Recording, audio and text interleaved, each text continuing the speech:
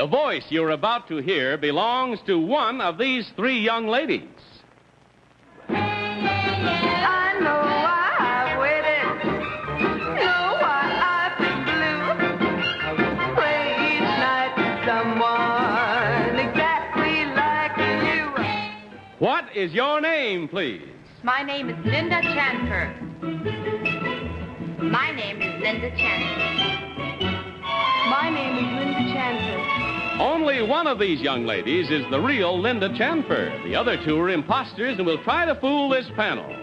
Tom Poston, Peggy Cass, Gary Moore, and Kitty Carlisle. On To Tell the Truth with your host, Bud Coggan. Thank you very much.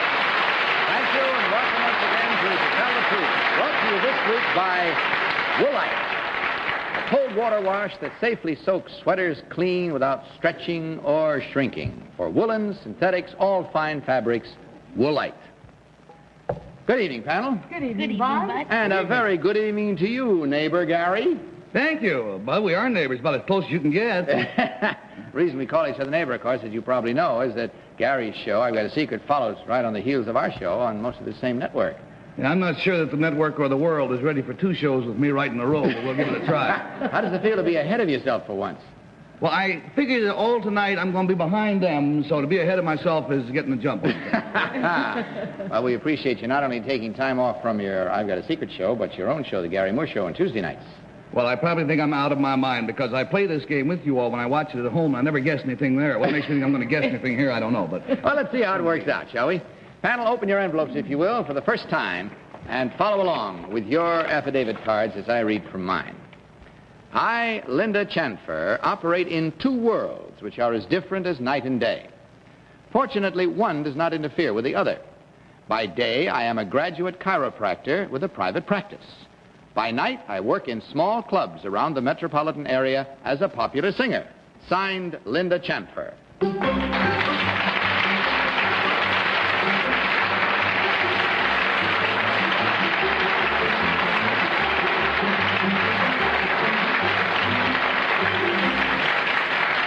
All right, panel, you heard these three young ladies all claiming to be one Linda Chanfer, singing chiropractor, I guess you could call her. We start the questioning with Tom Poston. Tom? Thank you, Bud. Number 3, who is Buddy Strauss? Do you know? I don't know, sir. You know number 2? Sure. Sure. All right, what did he He do? wrote Bye Bye Birdie. By golly, do you happen to know his partner's name? Lee Adams. Thank you. Number 1, who is Cheetah Rivera? Cheetah Rivera was a star of West Side Story. And Bye Bye Birdie. And Bye Bye Birdie. She's talented, too. Number 1, what does edema mean? Edema? Edema is the bone right next to your coccyx. Oh, you... Coccyx. what? Number 3, Peggy? Number 3, what is an adjustment in chiropractic? What is an adjustment? Yes. It's a stimulating action of the nerve centers. I see. Number 2, what is the main part of the body that you work on in chiropractic? I can't say that word. In what? In chiropractic. The spinal column. Well, that's not right, is it? Please, number 1, what is the Palmer method? The Palmer, D.D. Palmer is who was the starter of chiropractic. I see. Number 3, where is the school where they teach the Palmer method? Palmer, Davenport, Iowa. Number 2, do you have to go, how many years do you have to go to chiropractic school? Depending on the state. New York City is 4 years, and other states are 6. Well, you've coined a new word there anyway, haven't you? Gary? all right, I'll start with number 1, please. What is the Brava Nova? Excuse me, would you say that again, please? What is the Brava Nova? Brava Nova, it's in your hand. It's one of the bones in your hand. I see. Number 2, what is the Brava Nova, please? Well, the Brava Nova has to do with the spinal column. I see. Number 3, where is the metatarsal? Metatarsal is in the foot. Metatarsal's in the foot. What about the clavicle? The clavicle is the collarbone. Number 3 again, please. What is the Pittman method? I never heard of it. you know all these things. You're so smart. I only know the Hunt and Peck method myself. Kitty. Well, they were asking about the Palmer method, you know. Why not? Number 2, where is the ulna? The ulnar? The ulnar is this bone, the radius Thank you. and the ulnar. Where is the tibia, number 3? The tibia? The tibia. Is in the leg. Where is the cerebellum, number 1? It is right on top of your head. Number 2, how many bones in the foot? How many bones? Oh, approximately 26. Number 3, how many vertebrae do we have? 33. And what's in between the vertebrae? That's all the time we have. There are, I would say... We're going to hear that record again. There are ballots in between the vertebrae right now, so knuckle down to it, if you will, please, panel, and mark your ballots right now without further ado, and, of course, without consultation, as you vote for number 1, number 2, or number 3. Our team of challengers will receive the usual $250 for every incorrect vote. All ballots marked? Well... Okay, Tom, have you marked? I haven't marked yet, but I'm really... Well, mark. Gosh. There we go. Now, that wasn't so bad, was it? For whom did you vote, Tom? I voted for number 2, and I didn't want to. I did want to. I did want to, but I thought that at the end there, number 3 was really coming along with some of the answers. I didn't think that number 1 knew the answers to a couple of technical questions, but gosh, they were all smart. All right, what about you, Peggy? I voted for number 2 because she knew about bones I've never heard of.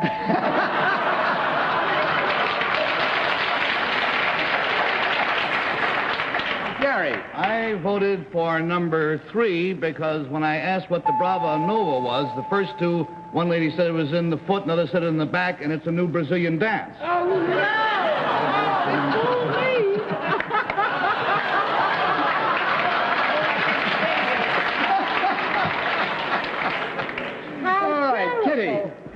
I voted for number 2. Number 1 said an edema was a bone in the hand, and I think it's some kind of a swelling. And number 2 said that the ulna, I think, she indicated the arm. I don't know whether it's in the lower or the upper, but anyway, it's somewhere around here, around the elbow. And obviously, I didn't know what the Brava Nova was. You do now. All right, there we have it. Our votes are in, our minds are all made up, and we've given some pretty fancy reasons. I think you'll agree. So let's find out right now which one of these ladies is the real singing chiropractor. Will the real Linda Chanfer please stand up? Yeah, gotta be number 3.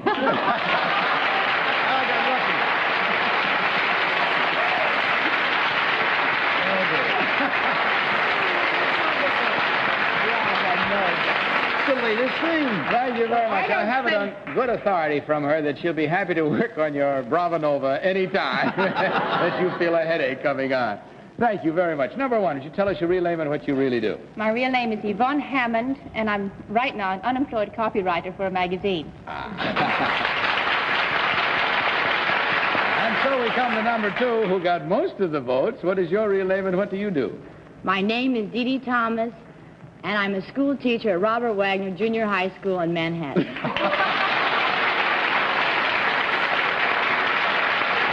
Oh, you're going to be popular in your class, I'll tell you.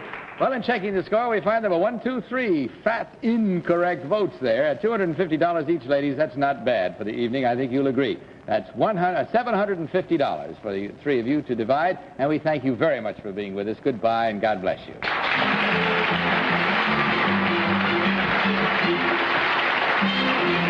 There's also a gift package from the makers of Woolite.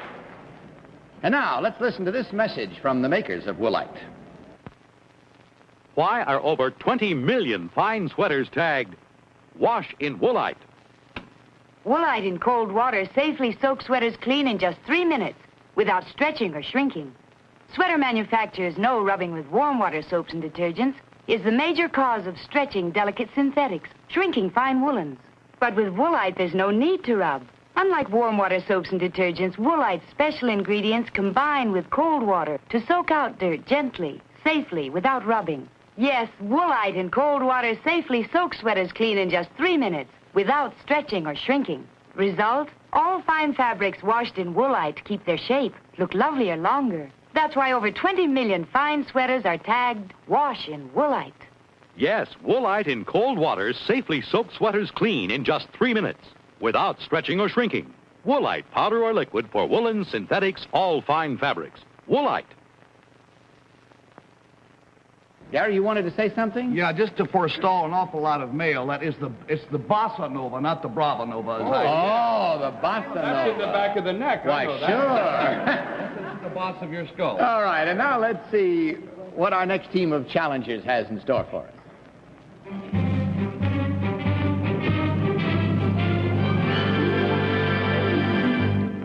You are looking at the works of an eminent sculptor. This figure, executed in bronze, is of a boxer getting up after a knockdown. And this is a head of Robert Frost, famous American poet, one of a recently commissioned series of American literary figures. Next, a running figure of Jesse Owens, the famous American Olympic champion. These 3 pieces of sculpture were all created by one of these 3 men. What is your name, please? My name is Joseph Brown.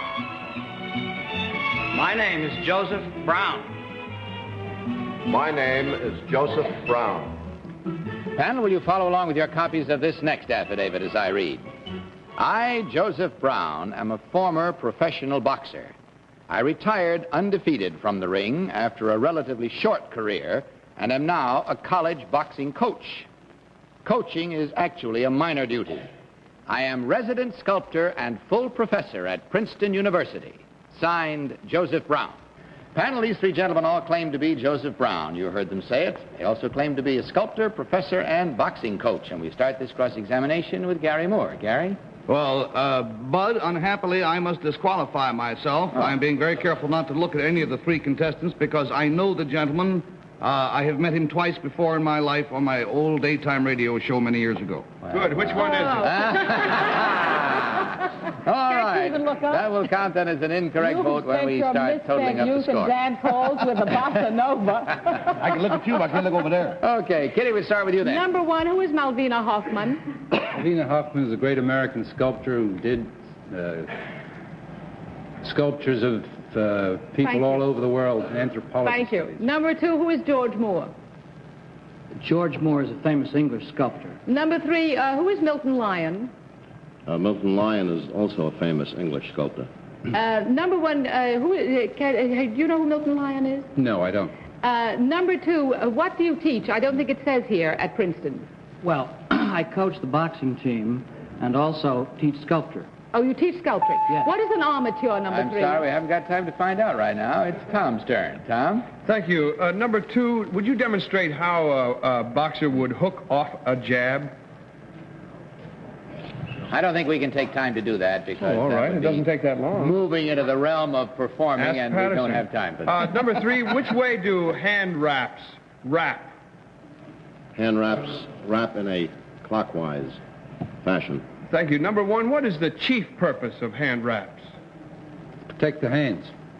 I can understand that, but which... Well, all right. Number 1, what supports a sculpture? The actual An armature. work. Thank you. Number 2, what is the purpose of a small bag? Number 2, whom did Jack Sharkey win the title from? Braddock.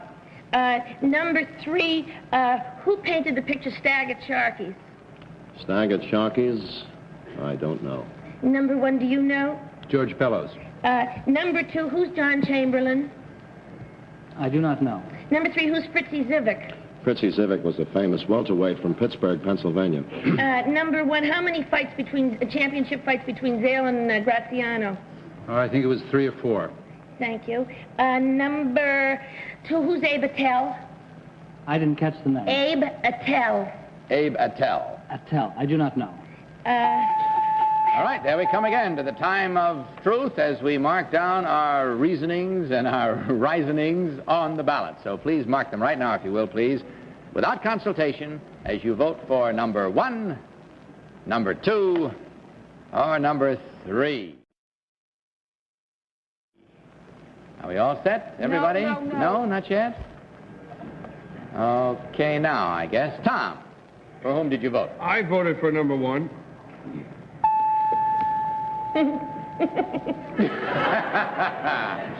Peggy. Well, I voted for number 1 because he didn't know who painted Stagg at Sharkey's, and some of the others didn't know the answers to some of the other questions that I knew. Gary's goes as an incorrect vote. Yeah, so I just wrote down Hi, Joe. All right, and Kitty? I voted for number 1. Number 1 and number 2 gave me very good answers. Number 3 did not quite, so I voted for number 1. Okay, let's see what happens now as we learn which one of these gentlemen is the real one who claims to be both Joseph Brown, sculptor, professor, and boxing coach. So, will the real Joseph Brown please stand up? You were smart this time. You were smart. Pretty astute panel, I'm afraid. Let's find out about the others now. Number 2, may we have your real name and what you really do, please? My name is Dan Minnick, and I'm the advertising manager of Flying Magazine. And number 3, may we have your real name and what you do? My name is Ed McCarrick. I'm a professional baseball scout for the Pittsburgh Pirates. Well, gentlemen, in checking the score, we find, of course, that there were 3 correct and the 1 incorrect. Luckily, from Gary, that added a little something to the till. Anyway, that's $250 for you from Woolite, as well as a gift package of the fine products from the makers of Woolite. We thank you very much for being with us. Hope you had fun. Good night, and God bless you.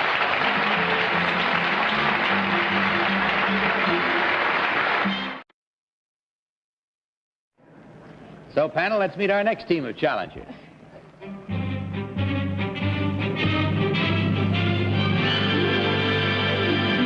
What is your name, please? My name is Suzanne Dadol. My name is Suzanne Dadol. My name is Suzanne Dadol.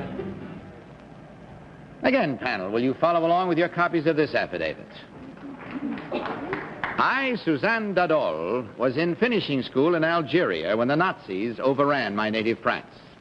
I joined the de Gaulle forces and served as an officer in the Free French Navy.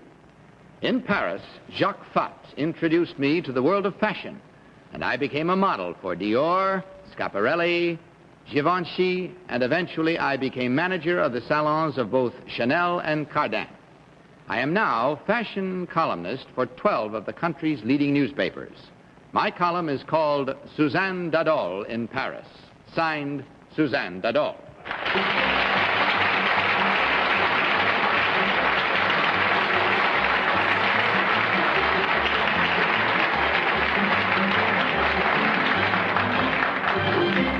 And you heard, as did I, these 3 charming and elegant ladies all claiming to be Suzanne Dadol, fashion columnist. We'll start with Peggy Cass. Peggy? Number 2, Princess Radziwill just recently was not admitted to one of the showings in Paris. Whose showing was she not allowed in? Hubert de Givenchy. Number 3, please. Who makes Audrey Hepburn's clothes? Audrey? Well, she goes to a number of people, but she usually likes Givenchy. I see. And this year, Simonetta and Fabiani did something that they've never done before. Number 1, what was it that they did? They opened in Paris. Uh-huh. Number 2, who is the publisher of Elle? Madame Gordon Sahaviev. I need a translator. Madame Golden Sahaviev. Gary. All right, let's start with number 1. How do you spell de Gaulle? D-E, then G-A-U-L-L-E. That's what I thought. It isn't spelled right in here. That's no, it's wrong in the affidavit. You're quite right. It is wrong in there. It's divided in 3 parts. All right, number 1, again, please. What is a gusset? A what? A gusset? A gusset. I don't know. It's all right, because I don't... A gazette! Oh, a gazette! Yes, what is what? A gazette is a sort of a gossip. A gossip? A gossip, I mean, a newspaper gossip. A newspaper gossip, all right. Kitty. Number 3, where was Camus born? Oh, Alger. Number 1, who is Joe Schoenfeld? Joe who? Schoenfeld. Don't know. Number 2, where does de Gaulle live? In Colombey des Deux Églises. Thank you. Merci, madame. Merci. Tell me, well, who is the editor of the New York Times, number 3? Schlumberger. I must say I adore the column. I must tell these ladies I read it with great pleasure, whichever one you are. It's a marvelous column. That used up the rest of your time, too. Tom. Number 2, do you know where the Balmain Salon is in Paris? I know it so well. It is Premier, but I just can't think of it. I'm too You know excited. number 3? Well, maybe we can get help from the other lady. Avenue Pierre-Point-Serby. Pardon? Avenue Pierre-Point-Serby. Number 1, can you tell me what is faggoting? Fagoter. Faggoting. Fagoting is when you are not well dressed, sort of. No? I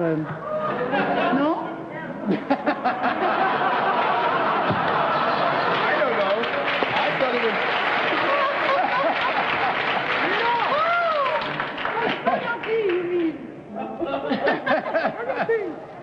Yes, well, Well, we have to... I really think somebody should explain Well, what I it think... is.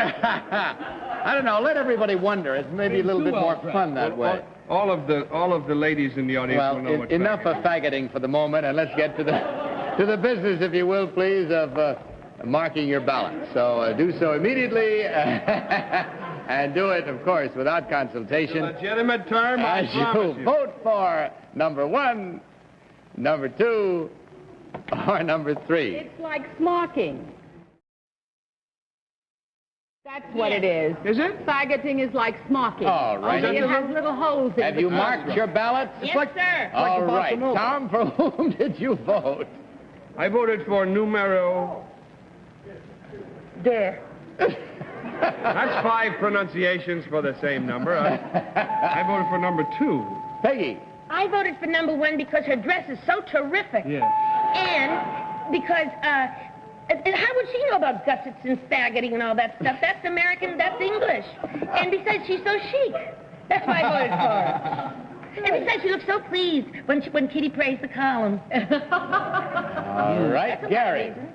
I voted for number 2 because I'm afraid if I don't pay, you'll hit me for bringing up gusseting. Kitty. I voted for number 3 because I think she's the only one that pronounced her name correctly. She knew about Camus. Number 2 said Madame Lazarev's name wrong, I think. And number 2 also looks terribly chic, and she said Pierre Premier de Serbie, and I think that's where Balmain She is. said what? Avenue Pierre Premier de Serbie. No, c'est pas Pierre Premier. All right, enough. Hold it. Hold it. We'd be lost in a gusseting hunt here. We're not sure. All right, we've got our rhymes and our reasons now. Let's get to the business of finding out who's who and what's what here as to which one of these ladies is the fashion columnist extraordinary. Will the real Suzanne Dadol please stand up? Yeah.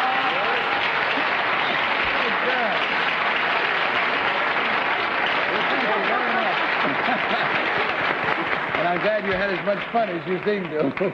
Number 2, would you tell us your real name and what you really do, please? My name is Leah Haby. I'm interpreter of languages and born in Vienna.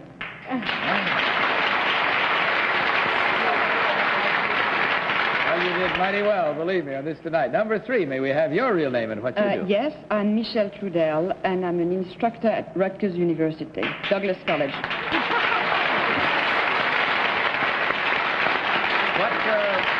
What do you instruct? What I instruct? French literature. French literature. My, oh, And my. Camus. You see, that fooled me. Well, you all had quite a ball tonight, didn't you, with your language tour de force. Wow. I'm telling you. Well, it was fun. And in checking up the score, of course, we know right away just what happened.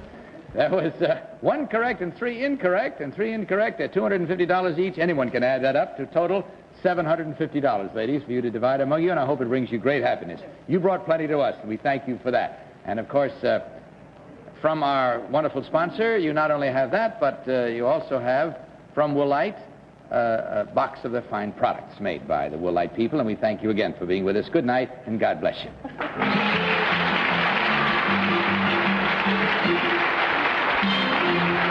Now a word about Dristan decongestant tablets.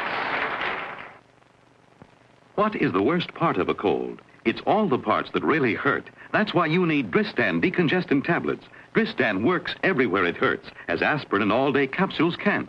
Dristan has the one decongestant most prescribed by doctors to help drain all 8 sinus cavities.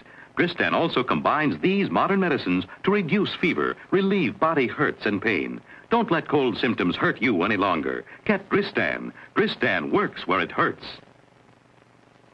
You know, I hate to do this, but by my watch, you have exactly 2 minutes and about 40 seconds to make your show. I've got a secret guy. I think you better... May I leave the room early, please, teacher? You sure may, and thank you for being with us. Okay, thank you. Again. Wonderful to see all you folks. Take care. It was our pleasure. I'll see you. I hope it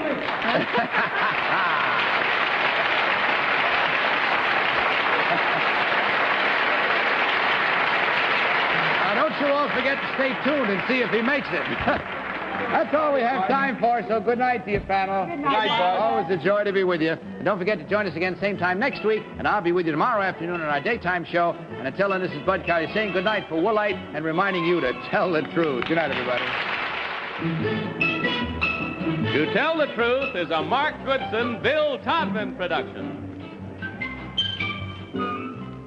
This is Walter Cronkite. CBS News correspondents Eric Sevareid, David Schoenbrun, Douglas Edwards, Charles Collingwood, and many others will be joining me to give the clearest, most accurate coverage of the results on election night. Be with us at CBS News Election Headquarters. To Tell the Truth has been brought to you by Dristan decongestant tablets, the 3-layer tablet for effective relief from cold miseries and pollen allergies. Johnny Olson saying goodnight from To Tell the Truth. This program was pre-recorded.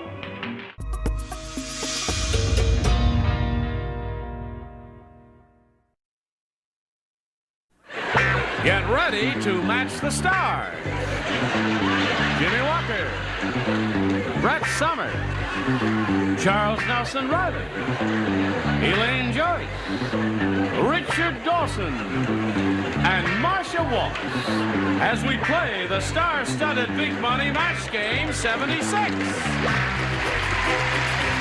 now here's the star of Match Game 76, Gene Rivers.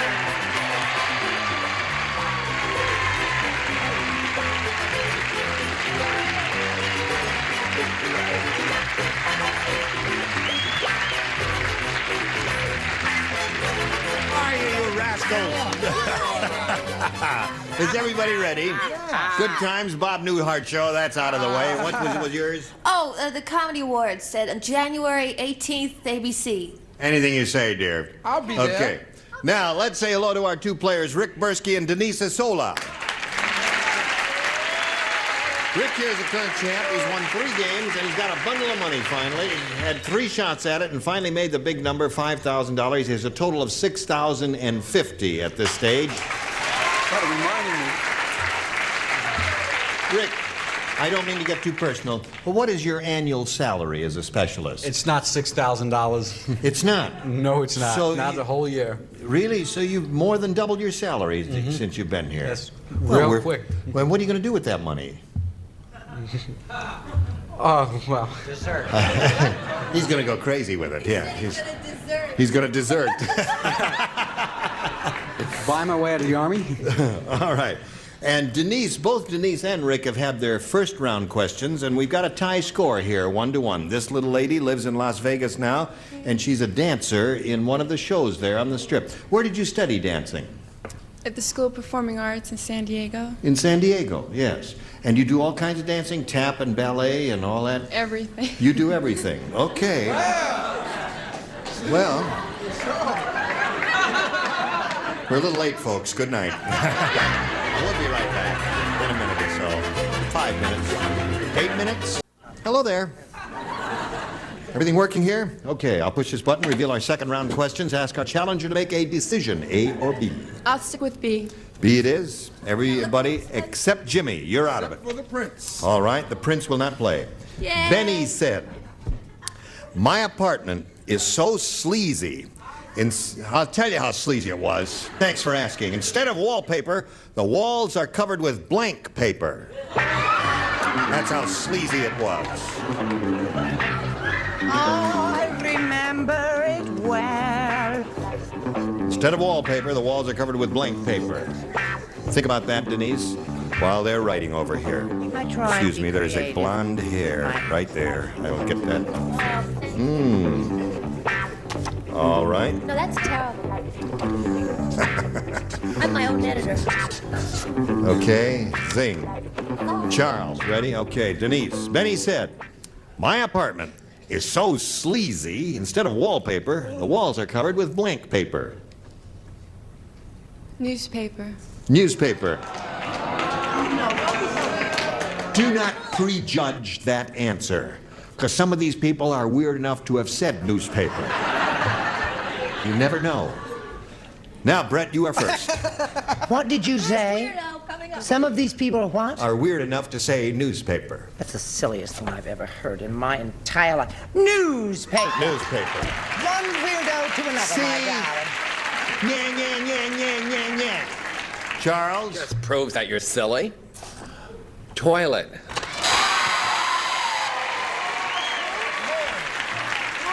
Well, apparently that got a bigger ovation than the newspaper, so that was that's where the audience's mind is. Right in the toilet. That's right. What do you say? You sure lost a lot of friends like that. I said the New York Times newspaper. The newspaper. That's 3 for you, Denise. I was going to say toilet.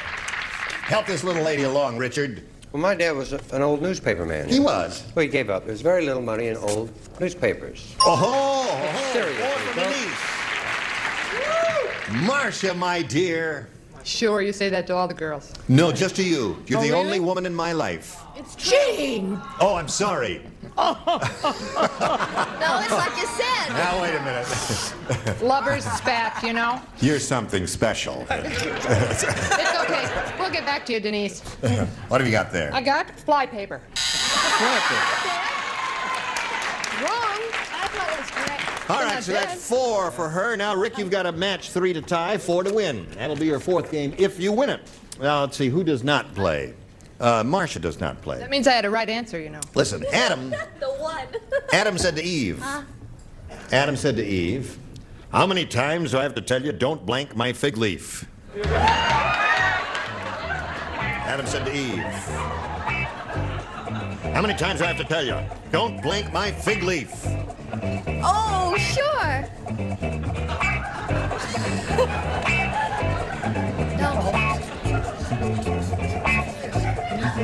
All right, put in that slot. No, Put that in the slot. I don't like it. What? Yes, sweetheart. Yes, hello, I'd like to have a darling. little, just a small. Okay, yes, splendid. Splendid, splendid. We're ready. Let's go. All right, here we go. Well, this is going to be it, folks. The end of the show. No. Rick, are you ready? Did you listen to it? Adam said to Eve, how many times do I have to tell you, don't blank my fig leaf? Wash. Don't wash my fig leaf. Don't wash my fig leaf. All right. He said, don't wash my fig leaf, Jimmy. Well, he's in the Army. He's in the Anyway, no! I said being very domesticated myself and clean and upstanding. I want that known right now before the rest of the answers come out. Iron my fig leaf. Don't iron. Well, that's close to wash. Don't iron my... Hey! Get out of here! So don't tell them to get out because we need them for the rest of the show. What do you say, Brett? I'm sorry I didn't say wash. I thought of it and threw it right out. I said don't tickle my fig leaf. Don't tickle my fig leaf. Okay. Now, Rick, you got to match the rest of them to stay in the game and achieve a tie. Charles. I'm sorry, close. I said don't start. Don't start, so that means Denise wins the game. Start, start. Come on down,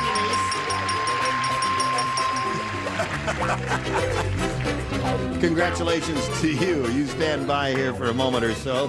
He was getting up to walk out. You know, well, what do you want to do that for, Rick? Listen, I want to shake your hand and wish you the best of luck. Appreciate it. Really, it was fun. I'm glad And you had a good profitable. time. And profitable, too. $6,050 for Rick Persky. Now, watch these messages, then come back and see how she does. You ready? This lady has taken the first step to winning over $5,000 here. Now she's got her $100 for winning the game, and she's going to have a shot at the big money super match. Are you ready, Denise? I'm ready. Okay. We polled a recent studio audience, and we got their best response to this. Al blank. Now, the answer that audience gave most often is worth $500 to you if you match it. Now, if you match that next one, you get $250. The bottom one gets you $100. Now, remember, 3 of our celebrities are permitted to assist. Whom do you call her? Richard. A good friend of mine, Al Capone. Al Capone. There's one. Brett, what do you say? I'm torn between 2. I'm going to say Al Pacino. Al Pacino. And Jimmy. Jimmy, have you got an Al? Al Jolson. Al Jolson.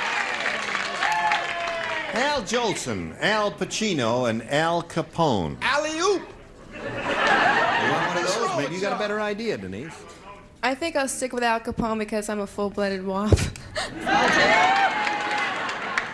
All right, she wants Al Capone.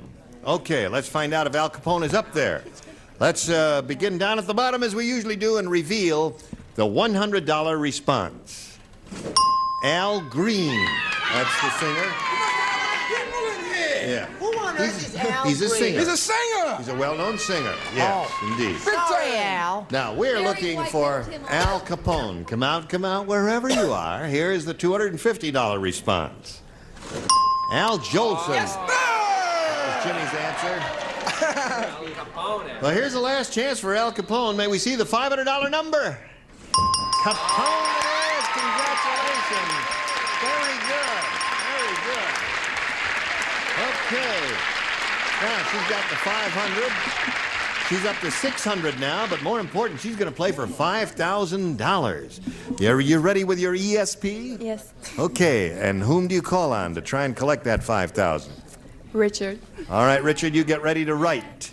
And Denise, I know he's very attractive, but you must face me. All right. That's it.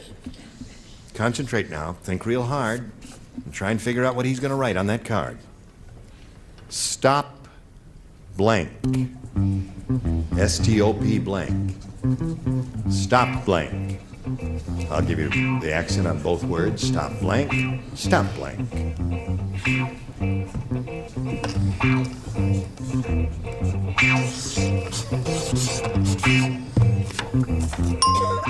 Now he's finished, and we ask you to give us an answer which you think will match his. Stop blank. Stoplight. Stoplight. Stoplight is very good, I think. There are a number of good ones here, as we'll find out in a moment or so after Richard reveals his answer. Let's see if you do indeed collect the $5,000. We were so close. I said stop sign. Stop sign, yeah. There are a number of others. Stop what? Stop thief, stop watch. Look and listen. Stop gap is another good one there. Well, you did very well. In the name of love. Okay. So you've got the $600, Denise, and you're going to meet another challenger. You going to want to do that now? Okay, let's meet Mickey Bettis.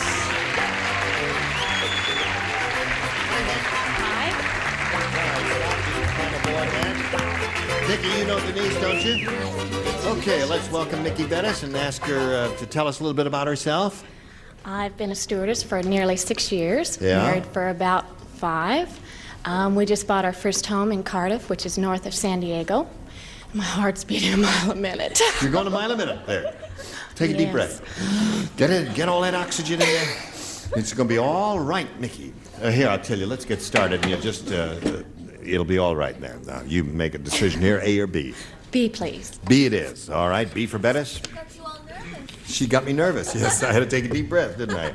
Hey, listen, at the wedding, the bride was so strange looking, the minister took one look at her and said, I now pronounce you man in blank.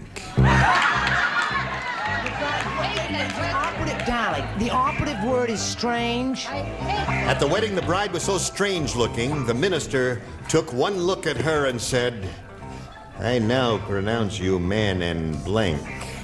I've got it. Why don't we have any groom jokes? Ugly groom. That's right, Ugly because we groom. workers are a lot of male chauvinists. All of our writers are male chauvinist They pigs. certainly are. Weirdos. Weirdos, you writers. Are you No, ready? just male chauvinist pigs, dear. No, in retaliation, now you're going to have to write a question, fellas. A groom A question. a groom question, okay? And you should see those writers. Will you do that? All right. Everybody ready over there? Sure. Here we go. Mickey, at the wedding, the bride was so strange looking, the minister took one look at her and said, I now pronounce you man and blank. Pet.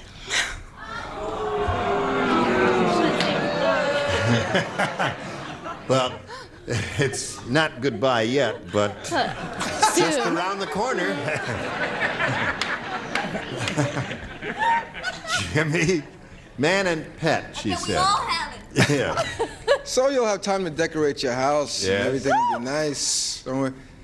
The correct comedic gist of it, the rhythm of it, is man and beast. Man and beast, of course. Isn't that the answer? Of course that's the answer. I now pronounce you man and beast. Wrong. They did not say she looked like a dog, or that they said she looked strange. Oh, strange. Oh, Strange then I'm was the curious to see. operative word. Curious to see yours, yes. No, no. Man and wife or man and weirdo. Man and weirdo. That's good. Yes, strange was That's the how I operative was, word. Charles? Maybe it's a match. I said man and dog. Pet? No. Because a pet could be a cat or a canary or Yes, a but parakeet. now a pet could be a stone. That's true. Have you seen that? It's So- depressing. One look at her and said, I now pronounce you man and pet, according to Mickey. Yeah. How about you? Well, I got even on this question because the thing next to her was so strange. Him was so strange that it was another man. I now pronounce you man and man. That's right. Oh, well, that's an The gay interesting community like that. Right, You'll hear okay. from the gay community. Right. I hope so.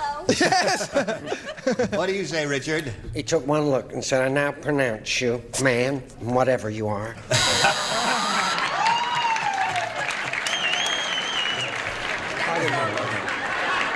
Oh, Marcia, my darling. Oh, you'll not get me back. No, no, none of I that. dream of you every night That of my won't life. work. I put this down against my better judgment, and I'll be watching this show until I see a funny-looking groom question on it. Okay. Man and monkey. Man and monkey. Okay, that's against her better judgment. Yes. All right, so where are we? Middle of round one. And we've got a question for you, but not right now. Right now, we've got this for you. Here we are. All right. Are you ready? This is your first rounder. Remember, they're a little tougher, so think hard.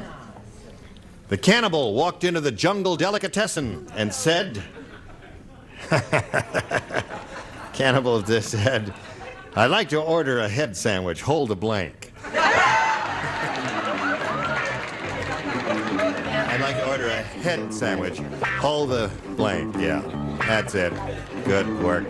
Attaboy, Rich. Okay. Waiting for you.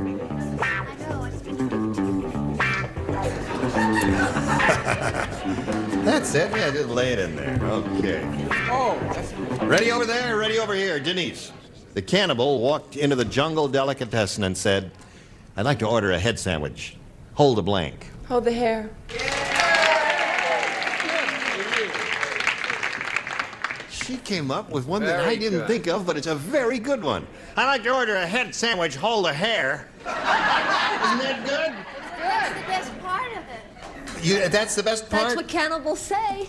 I don't know. I think that's a marvelous It's the answer. What do you garnish. say, Jim? I went into one of the fancy jungle restaurants. Yes. Which is different than one of these jive restaurants. All right.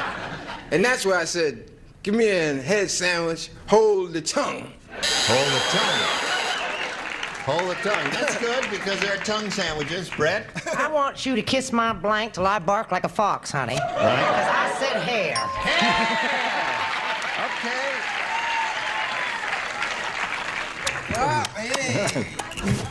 There we are. Oh, and thank you for the assist. Charles? Could I transfer to another ward? Holy ears. He said holy ears. Oh, dear me. I think It's that's going to be funny. in the trade papers Yes. in the morning. Would you Cannibal say? walked to Jungle Duck, says, I'd like to order a head sandwich, hold a hair. According to Denise, who gave a superb answer. Elaine? Give me a head sandwich and hold the mail. Hold the mail. Okay. Oh, but- Now, wait a minute. The mail would be the conventional thing, but Mail that's what everybody clinic. says. Hold the mail. Isn't that what everybody says, That's Richard? what they always say, hold the Sure, mail. hold the mail. What do they say, Well, in Richard? that case, then that's what I'll say. Hold the mail. Hold the mail. Why not? I wouldn't have said it normally. What is a good answer here, Marcia?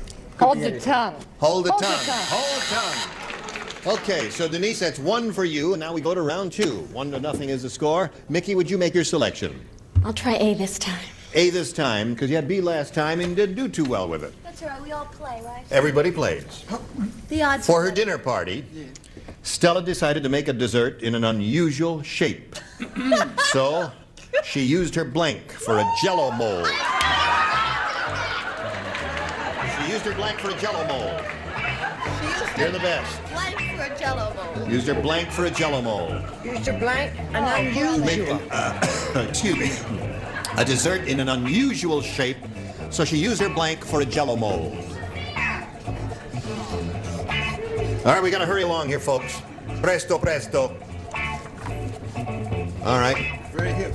Come on, Charles. Coming. All right. Charles. Ready. Mickey. For her dinner party, Stella decided to make a dessert in an unusual shape, so she used her blank for a Jell-O mold. Boob. Her boob. All right. And that's how the champagne glass was invented by that French king. It really was. It's true. Right, Jimmy? I only have a little bit of Jell-O. I said navel. Her navel. Happens to be a small mold. Yes, Brett? I wish I'd said boobs. I said she used her husband. She used her husband. Charles? Maybe it's a match. I said bra, and it looked lovely in the middle of the table. No. All right, Elaine. Mickey is looking for a boob. Well, You come to the right person. Yes. you come to the right person. Oh, Brett. I said chest, boob, same thing. There's 1 for Mickey.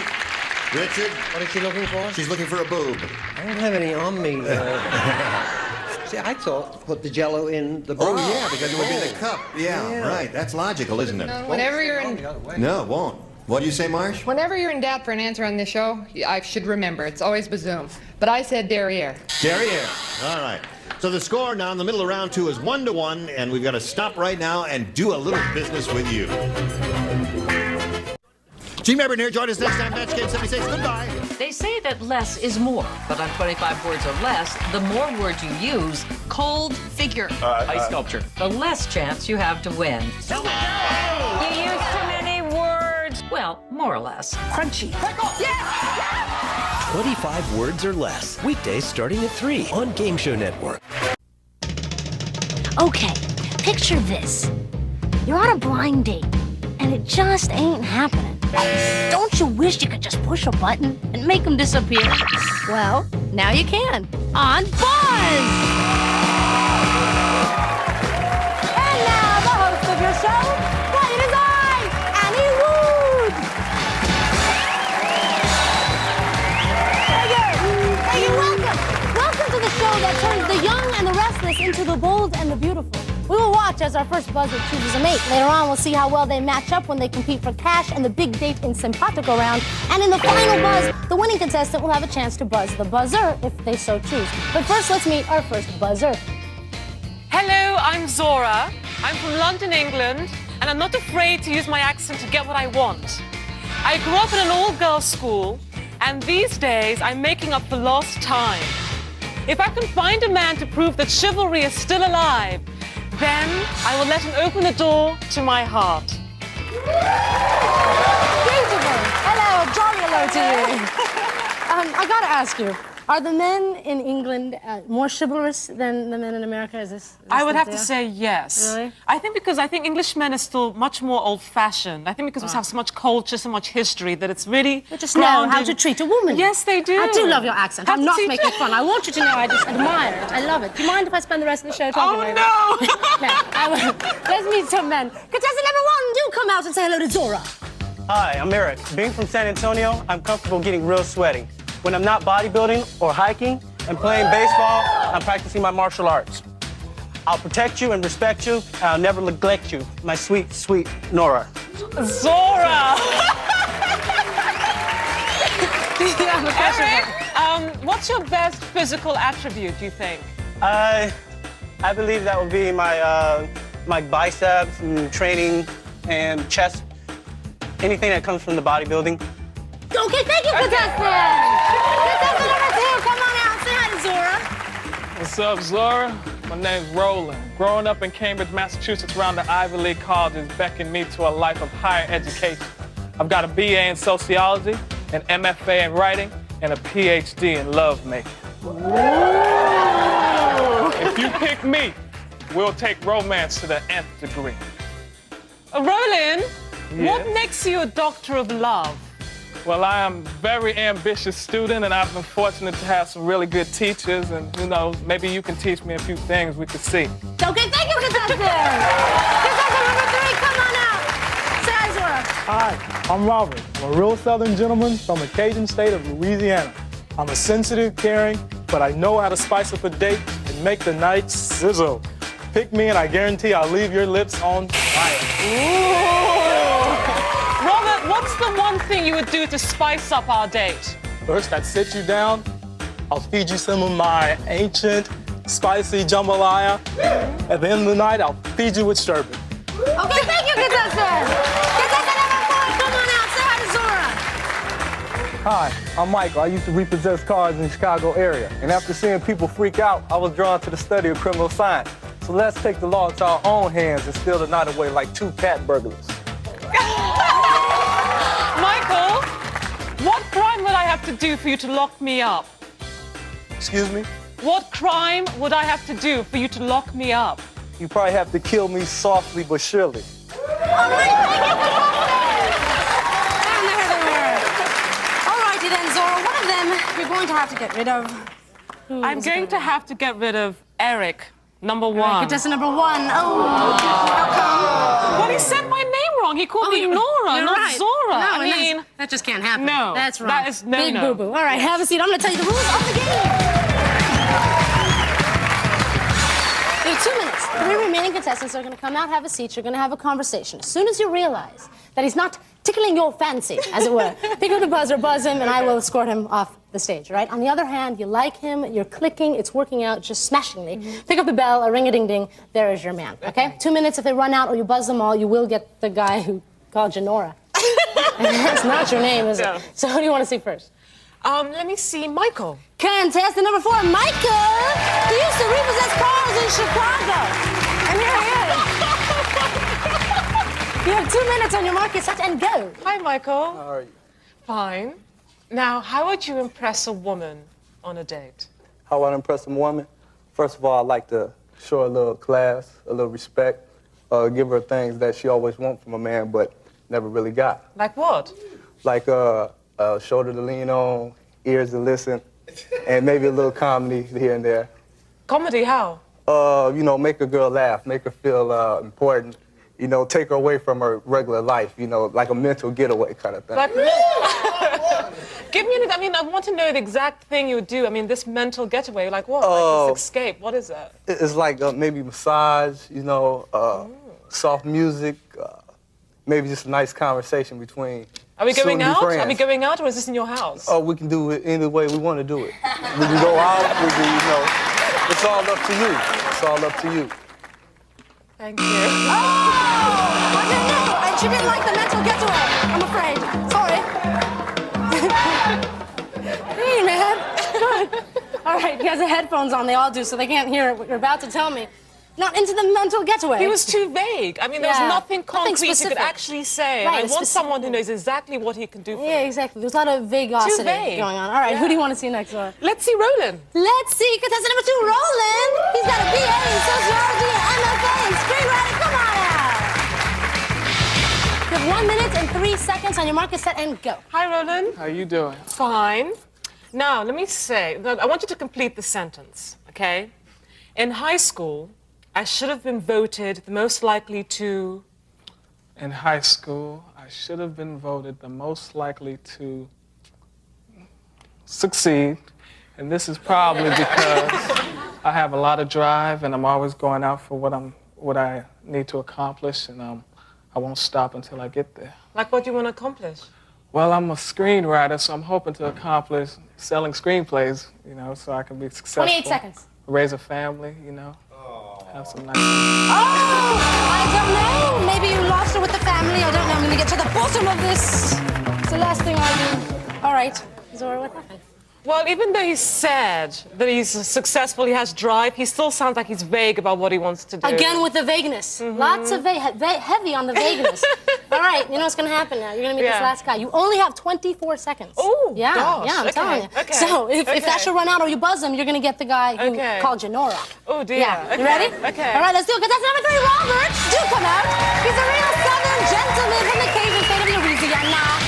You have only 24 seconds on your mark, set, and go. Robert, yes. Tell me the thing you think women do not do anymore that you would like to see them do.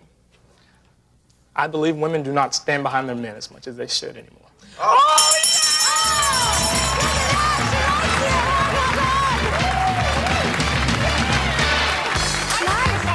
You do, apparently. Isn't that nice? Isn't that so great? All right, let's meet the guy who said your name wrong, and that's contestant number 1, Eric. Come on now. Sorry, but that's all right. That's all right. So stand by my man. Thank you. Stand by my man. All right, I'm going to separate the two of you lovely people. And next time I see you, we'll be in Sympathic Round. We'll be right back. Please don't go away.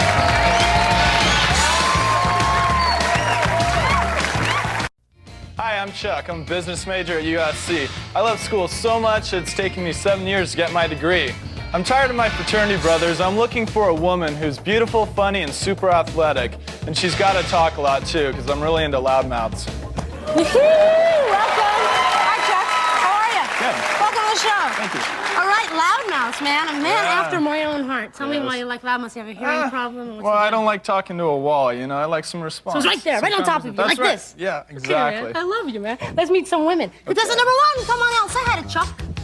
Hi, Chuck. I'm Monica, a California girl born and raised. I'm a certified lifeguard in Baywatch Bay. In a bikini, I spend my days, and I'm looking for a man my mouth-to-mouth can save. How many men have you had to save on the beach using mouth-to-mouth? Oh, quite a few, but I roll them in with all my strength, and I just love kissing their lips. Okay, thank you, contestant. Contestant number 2, come on out. Say hi to Chuck. Hey Chuck, I'm Carla. I'm new to LA from Seattle and I really want to be in a punk rock band. I'm not high maintenance at all. I don't need none of those roses or expensive dinners. Let's just go out to a concert and have some fun. You down with that or what? Oh, yeah. What concert would you go to? You know, Chuck, I think we'd have to go back in time and check out Nirvana. All righty, thank you, contestant. Contestant number 3, come on out. Say hi to Chuck. Hi.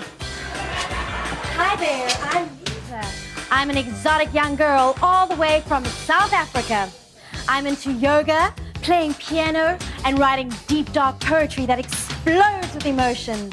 Keep me, lover, 'cause I'm the bomb. Yeah, what do you miss most about South Africa? Well, the sunshine, the sea, my family. Okay, thank you, contestant. Contestant number 4, come on out. Say hi to Chuck. Hey Chuck, I'm Sabrina, and I'm a waitress at Jerry's Famous Deli. Guys always tell me that I understand them better than most girls, so if you feel like meeting a new friend as well as the sexiest girl in the valley, pick me. Okay. What if I called up and ordered a sandwich, what would you bring me or make me? I would make you a peanut butter jelly sandwich on sourdough bread. All right, thank you, contestant. There they were. Okay. All right, Chuck. One of those lovely ladies you're going to have to say goodbye to. Who's going to I think we'll have to say goodbye to number 3. Contestant number 3, Lisa. Oh, why? Was it something she did, said? Well, No, but what happened? What went wrong? she's a little slow. A little slow. A little slow for you. You want someone quick and a loud mouth. All right, have a seat. I'm going to tell you the rules of the game. You have 2 minutes. 3 remaining contestants are going to come out, have a seat. You'll have a conversation. As soon as you realize that perhaps she's a little too slow for you. Pick up that buzzer and buzz her, and I will get her the heck on off this stage, all right? Okay. Now, on the other hand, you like her, all right? She's right there. She's right with you. You're clicking. Pick up the bell. A ring-a-ding-ding. There's your lady. Okay. All right? 2 minutes. If they run out or you buzz them all, you will get the slow chick from South Africa, okay? Okay. Who do you want to see first? Let's go with number 2. Contestant number 2, Carla. She wants to be in a punk band. Oh, careful. Have a seat. 2 minutes on your mark, get set, and go. Let's see. I'm a DJ. Pretend I'm working at a club. Get up, walk over to me, and give me your most persuasive request for a song. Check. I got a request for you. Can you play that one 9 Inch Nails song? I forget the rest of the name, but I think you know it.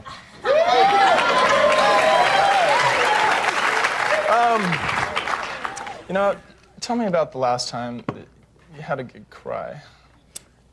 Well, I can't remember the last time I cried. I'm a pretty happy person. I think you would be too if, you got to know me. You know what?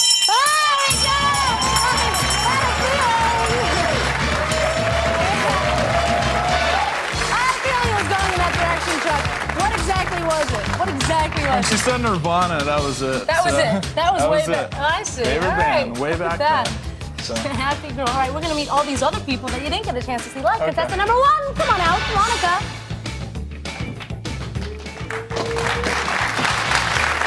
You better hope I don't catch you drowning. Oh, there's a lifeguard drowning. She's going to let you, apparently. All right, now we're going to see contestant number 4, Sabrina. Come on out.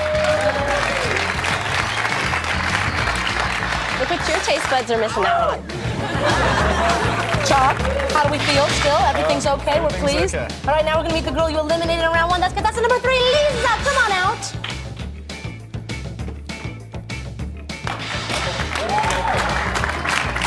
Oh, well, I guess I'm gonna have to keep on searching the rest of this beautiful planet for my Mr. Right.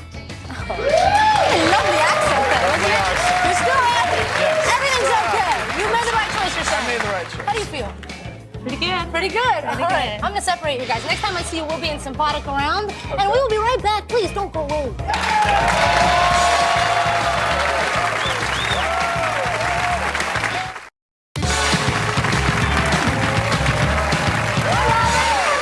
It's Robert and Zora. All right. Are you ready to win a lot of money in simpatico? Yes, All yes. Before we do, I'm going to tell you a little bit about the date you're playing for, and it is Dinner for Two at Inn of the Seventh Ray. The Inn of the Seventh Ray, a lovely garden restaurant nestled in the Santa Monica Mountains on Old Topanga Canyon Road. Enjoy creekside dining of gourmet natural foods off their menu or at their Sunday brunch. And to keep you swishing and swooshing in style, you'll each receive his and hers GNU snowboards. For her, a Barrett 145, and for him, a Todd Schlosser 151. Top of the line, dual directional freestyle boards designed for high performance fun. GNU snowboards, an industry leader since 1977. GNU! All right. What's GNU with you? Hey, all right, you guys ready to play? Let's do it. Get over there, guys, on the wall. And the name of the game that the buzzer picked before the show by chance is Nervous, Not Nervous. You take that, you take that. Every matching answer is worth $100. If you get all 7 right, you will win $1,000. All right, now, do the following things or situations make you nervous or not nervous? Meeting your date's parents for the first time. All right, it's not a match. Nervous, not nervous. Riding in an elevator filled with people. And that's a match. Splendid, we're on our way. Nervous, not nervous. A flock of pigeons flying overhead. All right, we still got $100. Nervous, not nervous. Going to an ATM late at night. There we go, that's a match. $200. Splendid. Nervous, not nervous. Getting naked. Nervous, not nervous. People who wear spandex pants. Oh! There we go! Beautiful! That's $300. Nervous, not nervous. Kissing someone with braces. All right, that's $400. Pretty good job. Come over here. And you come to me. Let's bring out Carla. Carla, come on out.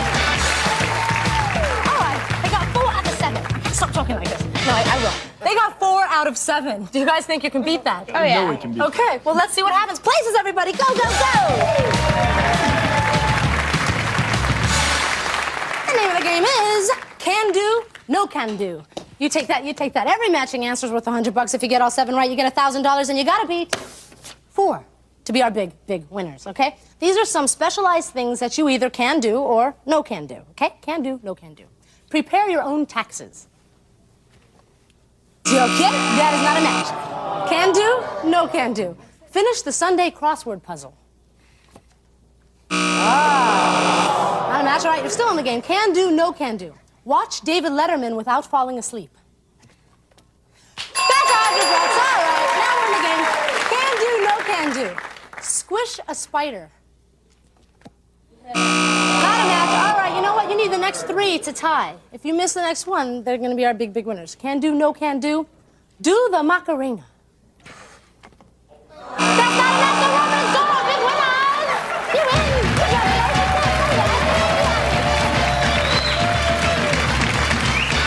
All right, you didn't win, but you can win 200 more bucks if you want. You want to try? Sure. Since we're here. Can do, no can do. Pet a snake. All right, so much for this idea. There's one more, though. Can do, no can do. Eat soup without slurping it. There's another $100. Bravo, $200. Come over here. You guys come to me. All right, they got $400 and $200. When we come back, Robert will have a chance to buzz Zora if he wants to in the final buzz right after this. Don't go away.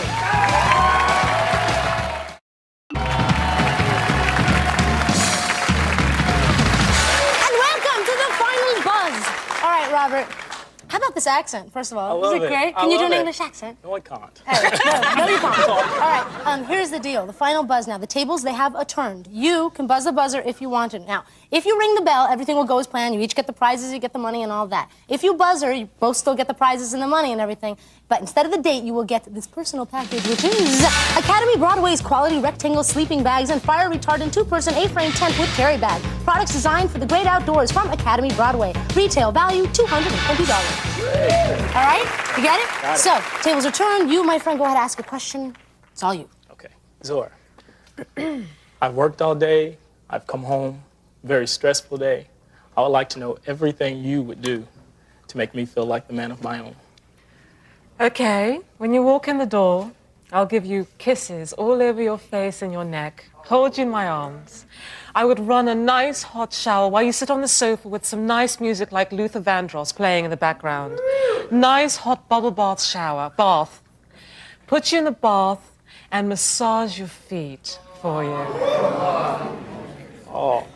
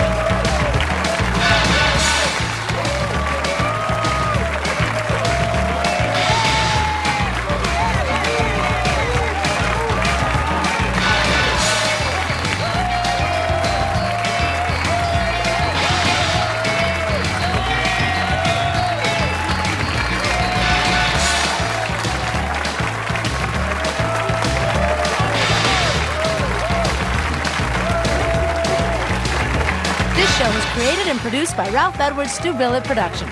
And boy, did we have fun.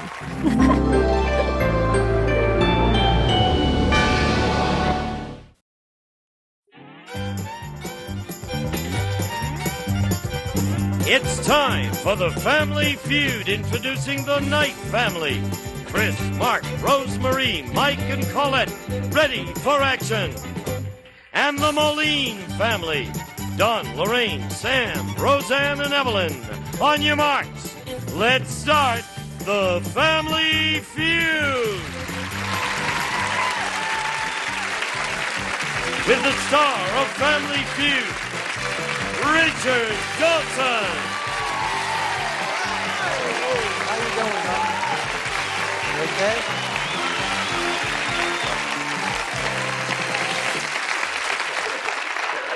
Just a second. Come here. This is a young man who the last time we met, Jeff Nager told us he was leaving that moment to get married to Enid. Well, what are you doing here, Jeff? We got married last night. Yeah? We flew back, and here we are today. I want you to have a honeymoon. I forgot Yeah, about I knew that you forgot that. Now you go back and find your wife and give her a big kiss. Cuckoo-choo. What does that mean? That means I love you. In Greek? In Enid language. Oh, okay. Guard. Thank you. Thank you. All right. Worried about it. The Knights are the champs. How you doing? Greene County. Greene County, yes. We schlepped you in from Pittsburgh, but Greene County. The best, the All right. best. You won $1,075. Congratulations. Let's meet them all. This is my wonderful brother Mark, my lovely mother Rosemary, my real nice brother Mike, my beautiful sister Colette. It's nice how you have names for them all. Thanks. What do you do, Whitford? I work in the grocery store, I'm a college student, and I'm also a farrier. I'm sorry, what was the last one again? Farrier. I shoe horses. Is that the actual name of a person that shoes horses? Yes, a blacksmith more works with metal. A farrier does mostly shoeing. Now, is there a big call for that? Yes, with going to school and working, I have plenty of time for my blacksmithing. It keeps me busy. Now, the nails, how long are the? I've seen it. Different size. It all depends if it's But a how do you Western know horse. that you're not going to go into Well, the it's quick? schooling. I went to school. You probably could learn it on your own, but I feel that schooling you need to start out in. Have you ever been kicked whilst doing it? No, I have never been kicked. But anyways, it's I've been close calls, but I'm not gonna say I'm never get kicked because that's that's silly. You plan to get kicked. If a horse is watching this, he'll say, "I'll get him." You plan to get kicked, Once. Yes. But once is enough. That's right. Learn to Good stay out title of the for a television show. From Chicago, the Moline family. Welcome. Nice to see you. Thank you. It's good to see you too. Had you ever heard that phrase? I'd not heard that. I thought a blacksmith. I'd never heard. No, Farrier. never heard it. Farrier. Farrier. May I meet your family, please? Yes, Richard. We have my charming wife, Lorraine. Hello. Lorraine's brother, Sam Granary. Hello, Richard. How are you? My sister-in-law, Evelyn Granary. Give me a little Excuse smile. me, on the right. You And jumped I over skipped one. Roseanne. Yeah. Sorry, Roseanne Granary. Well, let's do that. We'll do that again. Otherwise, I saw little Roseanne's face drop when you leapt over and went straight to Evelyn. So we've got Lorraine, Sam, Roseanne. Sam Granary. Roseanne? Roseanne Granary and and Evelyn Granary. Yeah, it's a little nerve-wracking sometimes. The people that all your life you live with, and you look down there and suddenly you start to go playing. What do you do, Dom? I play cello. I'm a musician. Really? Yes. In Chicago? Yes, I'm with the Chicago Symphony Orchestra. Oh, beautiful. What do you do? I'm a teacher of psychology and French, and I'm also an artist who brought with me what I hope will be a reasonable likeness of you. Really? If you would permit. Oh, my darling. Oh, God. That is beautiful.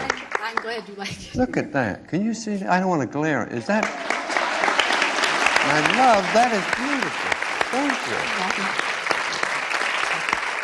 you. Is this what he told... See, Howard will never say it. He just said you're going to get a surprise. We have another surprise for you also, Richard. You're not... No one's with child, are they? I was in Chicago that one time, you remember? That, darling, I shall treasure. That is beautiful. Oh, I love it. Gino, please take that, because I trust that. This way I can pay you. You get paid if you're on camera, right? Oh, really? Sure. This is... Hi. This is Gene Wood. Just get off and be very careful. I do want to say one quick thing, Richard. I know a little about art, And this lady is a very talented Oh, that artist. is marvelous. This is Sure a very Thank good you. one. Thank you, Becky. Yes. That is, you are marvelous. Thank you. What were you hitting? Another surprise? I don't think I can stand it. Another- We have a cuddly little doll. Did you Richard make this Dawson. one? Yes, I did. Hello. Thank you. Thank you. That's for getting jumped over here. I want to wish you all luck. Boy, oh boy. Come on, let's play the feud. Let's do it. That's marvelous. That really is great.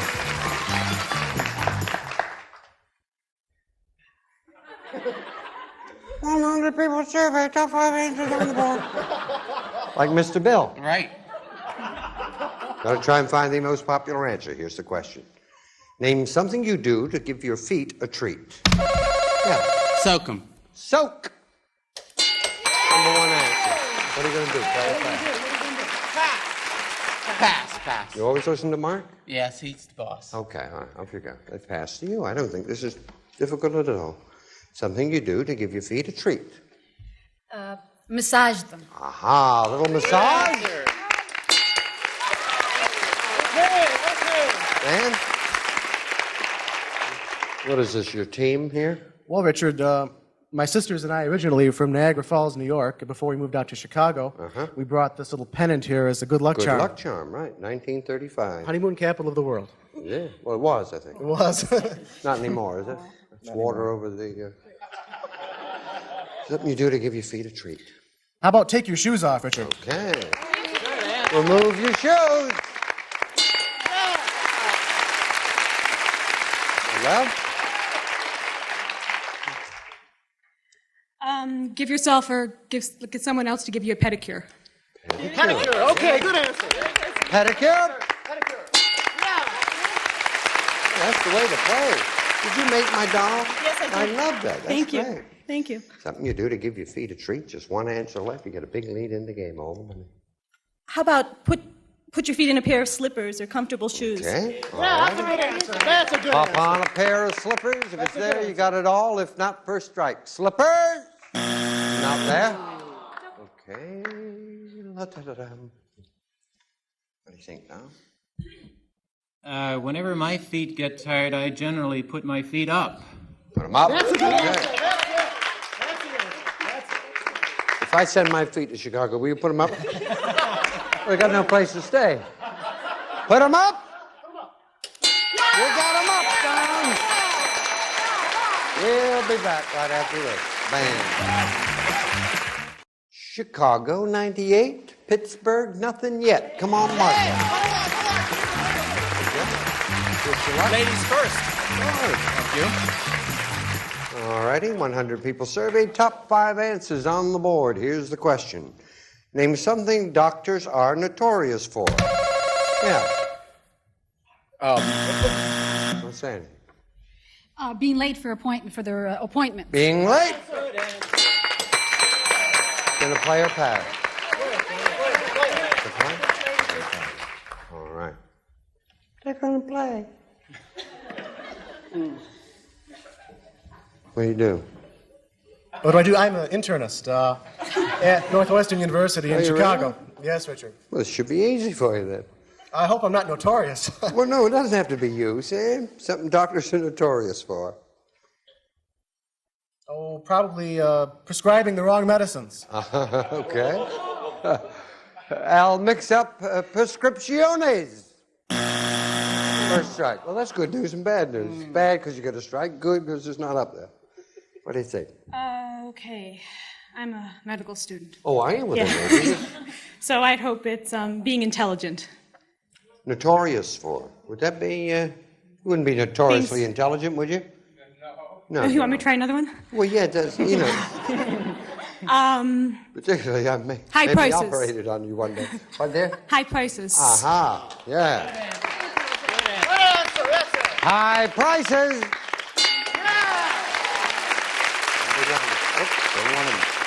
That's a good luck charm, huh? What do you think, Donald? Taking too many days off or not being available. That's a good answer. Many days off. I thought it was a goodie. Every time I ever call mine. 2 strikes there, sir. Something doctors are notorious for. Well, I haven't been to very many doctors since my brother-in-law is one. That's right. And this doesn't apply to you, Sam. No, don't even. But I would say poor bedside manner. Aha. Okay. What we call PBM. Poor bedside manner. Not there. $51 for the night. Come on. What do you think? Bad handwriting. This doesn't apply to you, Sam. Bad handwriting there, $51 for the night. If not, a nice big lead for Don and his family. Bad handwriting.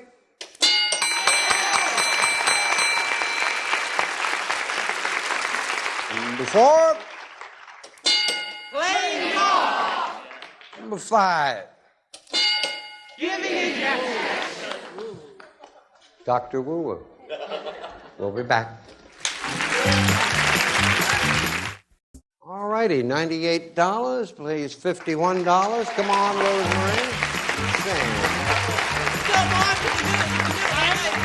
First family to get $300 plays for the big money. Dollar values are doubled. And we asked 100 women, no men.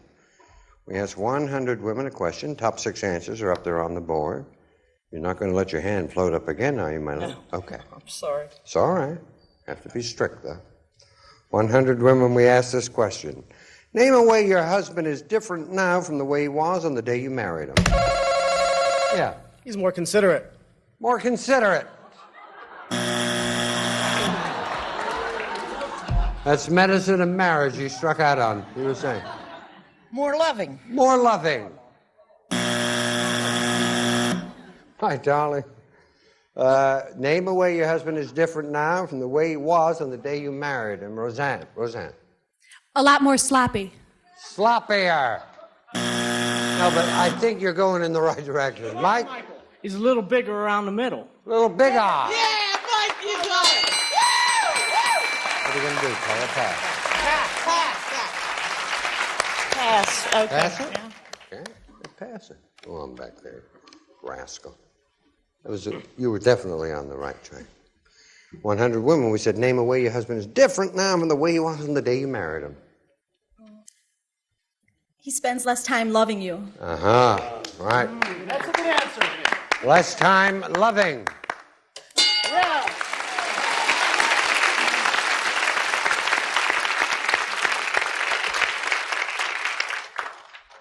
Minuteman, I guess the phrase flashes to mind. The way your husband is different now from the way Dave married. What do you think, Tom? I would say that in some cases the husband would have less hair than when... Good answer. Balding. Excellent, huh? Excellent. Your husband is different now from the way he was the day you married him. Is engaging in marital relationships the same as less romantic? I don't know. I'll check out with my Spends less expert time. over here. Is less, the same as...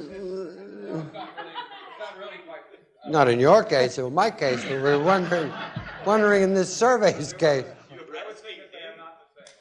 Oh, okay. Not the Take same. a look and see. Okay. All right. Less. Gotcha. Say no more. Less, Oh,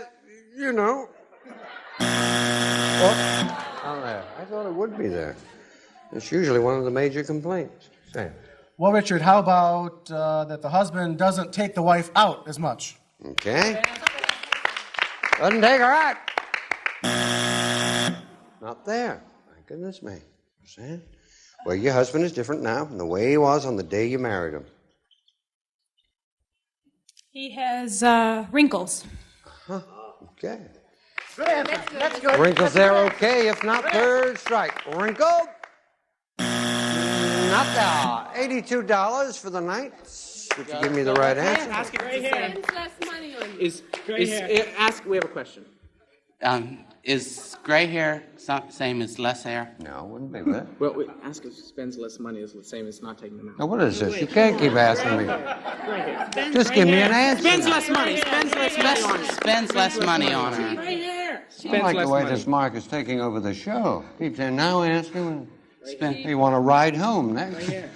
Spends less money. Schlep all the way to Pittsburgh. Yeah. Spends less money. If it's there, you get the $82. If not, Don and his family get it. Spends less money.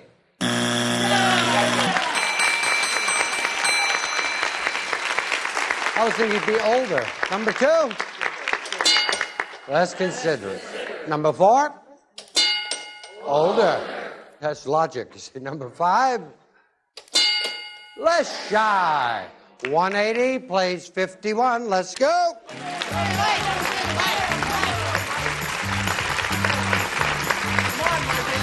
Didn't see you today yet. Dollar values are doubled. 100 people surveyed, top 4 answers on the board. Here's the question. Name something some people mistakenly think is the most important thing in life. Yeah. Money. Money? Good play. Yabba-dabba-doo. Wow. What do you think? Material things. Be more? Pardon? You want her to be more specific? Oh, all right. Material thing. Okay. Something some people mistakenly think is the most important thing in life. A big car. Big car? Up there. Second's right, Mark. Power. Power. Okay. Power's there. You're all right. If not, third strike. Power. Not there. Enough money up here for the Moline. Become the champs if you give me the right answer. Good job. Career. Good job. Career. Richard, we're going to say career. Career's there, Don. You get the 172. You'll be the champs. If not, the Knights get it. Career. You got it.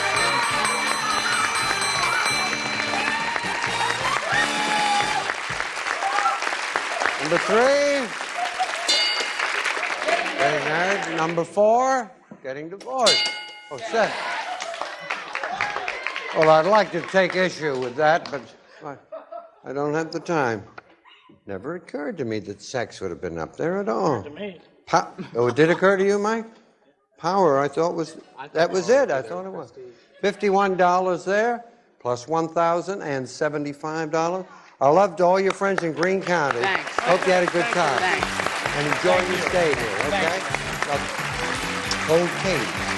Really? Nice to see you, Michael. Bye, love it. Take care. Who's going to play? Let's go. Who's first? Second? Roseanne and Evelyn are going for the money right after we watch this. Just kissed a lot of people, okay? Okay. That's for luck. Okay, thank you. Roseanne can't hear. We're going to get a lot of money here. Okay. 15 seconds, please. I'll try. Other than things people feed them, name something fish eat. Other fish. Something a rich person collects. Cars. A reason for a family reunion. Wedding. A color of stationery. Blue. A mouthwash. Listerine. Turn around. Other than things that people feed them, name something fish eat. You said other fish. Survey said 18. Something a rich person collects. You said cars. Survey said 19. Reason for a family reunion. You said ding dong da ding. Survey said 21. Color of stationery. You said blue. Survey said 30. Mouthwash. Listerine. You said. Survey said. Here's the board, please. Good. Very good. Now here's Roseanne. Let's go, Don. I will ask you the same questions I asked Evelyn. You can't duplicate her answers. If you do, you hear that. I said try again, give me another answer, okay? Okay. That's for luck. Thank you. Please remind everyone the answers Evelyn gave us. Give me 20 seconds on the clock, please. Other than things people feed them, name something fish eat. Other fish. Try again. Pass. Something a rich person collects. Coins. A reason for a family reunion. You haven't seen each other. A color of stationery. White. A mouthwash. Scope. Okay. Something people feed the worms. What do fish eat? Worms. Pardon? Worms. Turn around. Okay. Okay. What do fish eat besides worms? I mean, you said worms. Oh. Survey said. Oh, that's right. Number one answer. Wow. Something a rich person collects, you said coins. 26 points for the money. Survey said. 14. Art. That's good news for you. Paintings and art, number one answer. Oh. Reason for a family reunion, you said to get to see each other. I love that. Survey said 0. Wedding, number one. Color stationery, you said white. Survey said. We got it. We'll be back.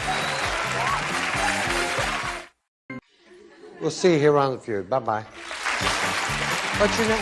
Some departing contestants receive Be Everything You Can Be with Mary Kay Cosmetics, skincare and glamour cosmetics presented to you in your home by trained beauty consultants. Mary Kay Cosmetics, the Presto Fry Daddy Deep Fryer, the family-sized Easy Fryer, easy to use, easy to clean, easy to store. The Presto Fry Daddy Deep Fryer. American Tourister, strong, lightweight luggage, good-looking protection that keeps your clothes looking good.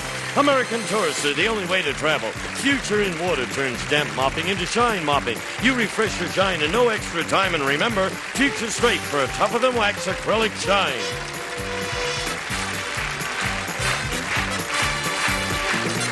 This is Gene Wood speaking for Family Feud, a Mark Goodson, Bill Todman production.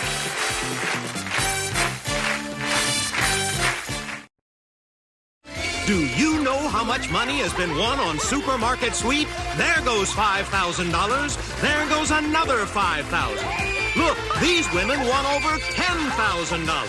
Team after team, it's been win, win, win. How much has been won?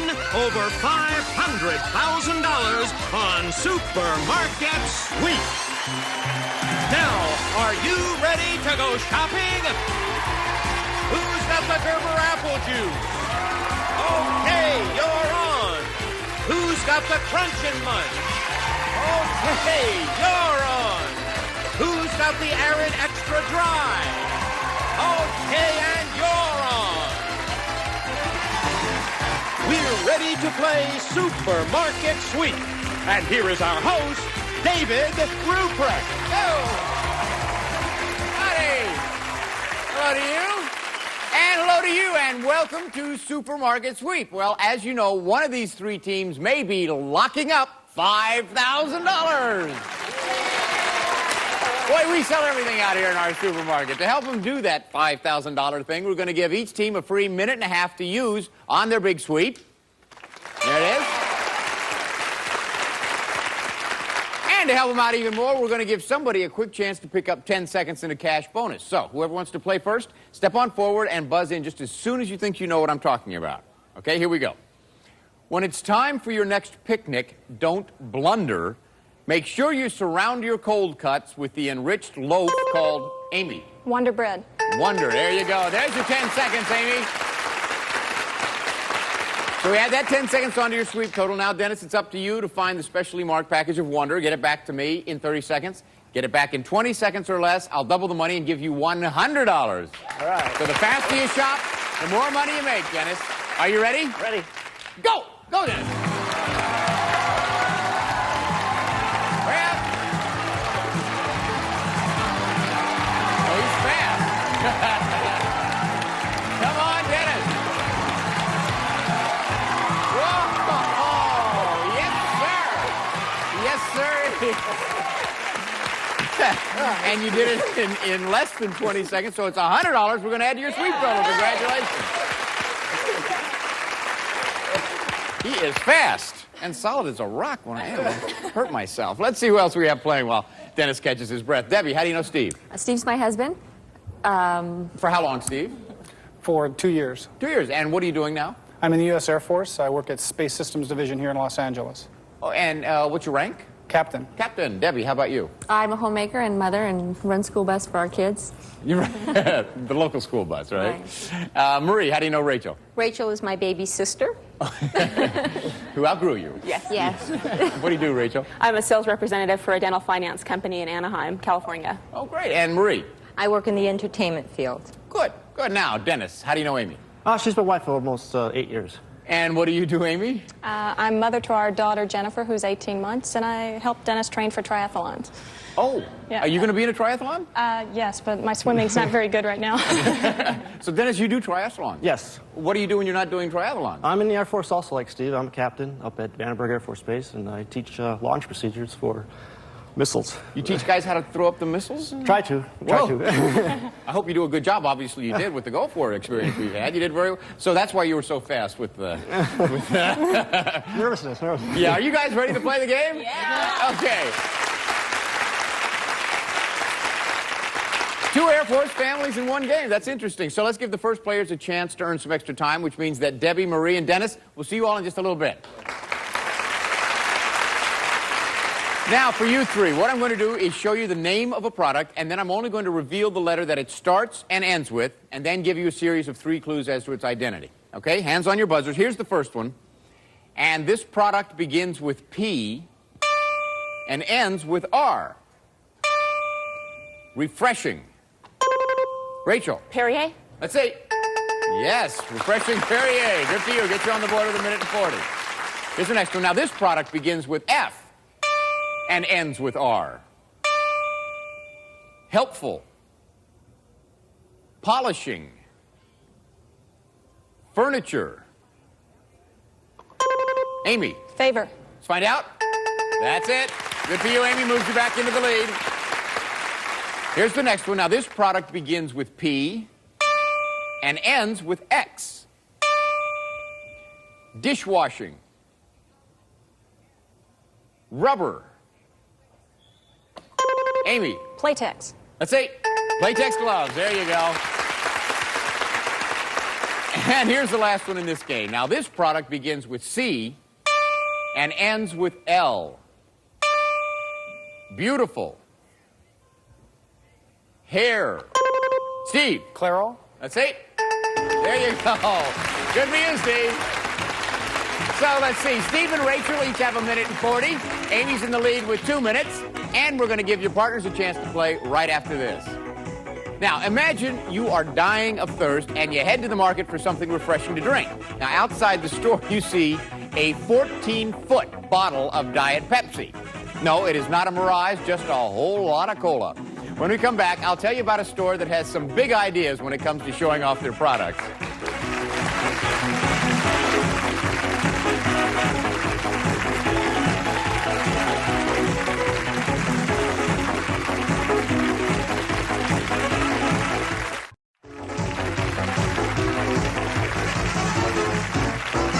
Hi, this is David Ruprecht, and welcome back to Supermarket Sweep. Well, before we left, I told you about a store with a big idea. Well, a supermarket in Kentucky has designed a 40-foot giant grocery bag that sits in front of its entrance. Now, manufacturers get to bag their products in this landmark for a year at a time. And so far, the bag has held such items as a 14-foot, 2-liter Diet Pepsi bottle that weighs 650 pounds and a 350-pound jar of Ragu spaghetti sauce. You know, we tried to get bonus products that size here on Supermarket Sweep, but who could lift them? All right, let's say hello again to Debbie, Marie, and Dennis. Welcome back. Now, remember, the more time you earn here, the more time you get to spend out in the market trying to win the sweep and get your chance at the $5,000. All right. All right? Okay, let's see how good you are at pricing items. Look at these 3. We have a package of 5 Bic shavers, 1 chapstick lip balm, and a 4-ounce bottle of Q-Tex nail polish remover. Now, which one of these 3 does not sell for 89 cents? Does not sell for 89 cents. You think it's number 1, number 2, or number 3. Lock in your answer, and if you're right, you get 10 extra seconds in the market. If all 3 of you get it right, I'll throw in an additional 20 seconds each. Debbie, which one do you think doesn't sell for 89? I took number 2, the chapstick. You think it's the chapstick, all right, Marie? I also chose number 2, the chapstick. You also thought it was a... Now, Dennis, if you thought it was a chapstick and it is the chapstick, you're going to each get an extra 30 seconds. What'd you say? I took number 3, the Q-Tex. Oh, you went with the Q-Tex, with the nail polish remover. All right, let's see. The product up here that does not sell for 89 cents is... It is the nail polish remover. It sells for $1.09. Dennis, good for you. You were the only one to get 10 seconds. And I would just, off the top of my head, think you don't buy a lot of nail polish remover. Well, you never know. Good for you. All right. Let's get some more seconds up there on the board. On our next game, I want you to listen to these clues very carefully because you solve them with items sold here in our supermarket. So get your hands on your buzzers. The most populated city in our country is also called the Big... Marie. Apple. Big Apple it is. There's another 10 seconds. Good for you, Marie. Sally Field and Kevin Kline starred in the movie titled Blank Dish. Debbie. Soap. Soap dish. Good for you. Great movie. I just saw it again the other night. Here's the next one. The actor who played the role of Ensign Pulver in the film Mr. Roberts was Jack who? Debbie. Lemon. Jack Lemmon. Good for you, Debbie. So let's see what we're at here. There's only 10 seconds in between each team. Marie with a minute 50, Debbie 2, Dennis 2:10. Let's get your partners up for the round robin game. Oh boy. All right. Now hang on, because here's the chance where you can really add a lot of sweep time onto your total, because the round robin has 6 questions, and that gives you the chance to earn up to 60 seconds. Partners, you stand by. You're going to be up next. What I'm going to do is show you a scrambled up word of an item or a brand name that we sell out here in the market, then give you 3 clues relating to that product. Okay, hands on your buzzers. Here's the first one. Italian aisle. Marie. Capri Sun. Let's see. That's it. All right, change. Woohoo. Here's the next one. Selections. Amy. TV Guide. Let's see. That's it. Okay, change. Here's the next one. Swiss mountains. Frilly. Marie. Alpine lace. Check it out. No. Debbie. Alpine lace. Let's see. That's what you're looking for. Okay, change. 3 more. Here's the next one. Doggy. Ooh, Rachel. Pepperoni. Let's see. Yes, all right, change. Here's the next one. Easter. Canned. Armor. Easter. Canned. Armor. Golden Star is what it is. Nobody got that? Change. And here's the last one in the round robin game. Here it is. Thick. Spicy. Chili. Rachel. Dennison's. Let's find out. That's it. Oh, look at this. Oh, this is going to be a terrific sweep. We have Steve and Debbie with 2 minutes and 10 seconds. Marie and Rachel have 2 minutes and 20 seconds. Dennis and Amy also have 2 minutes and 20 seconds. Plus the $100 they picked up in the mini sweep. Who's going to run the big sweep? Dennis, Rachel, and Steve. So don't go away. When we come back, you're going to see Dennis, Rachel, and Steve running like wild through our aisles for a chance to win $5,000 here on Supermarket Sweep.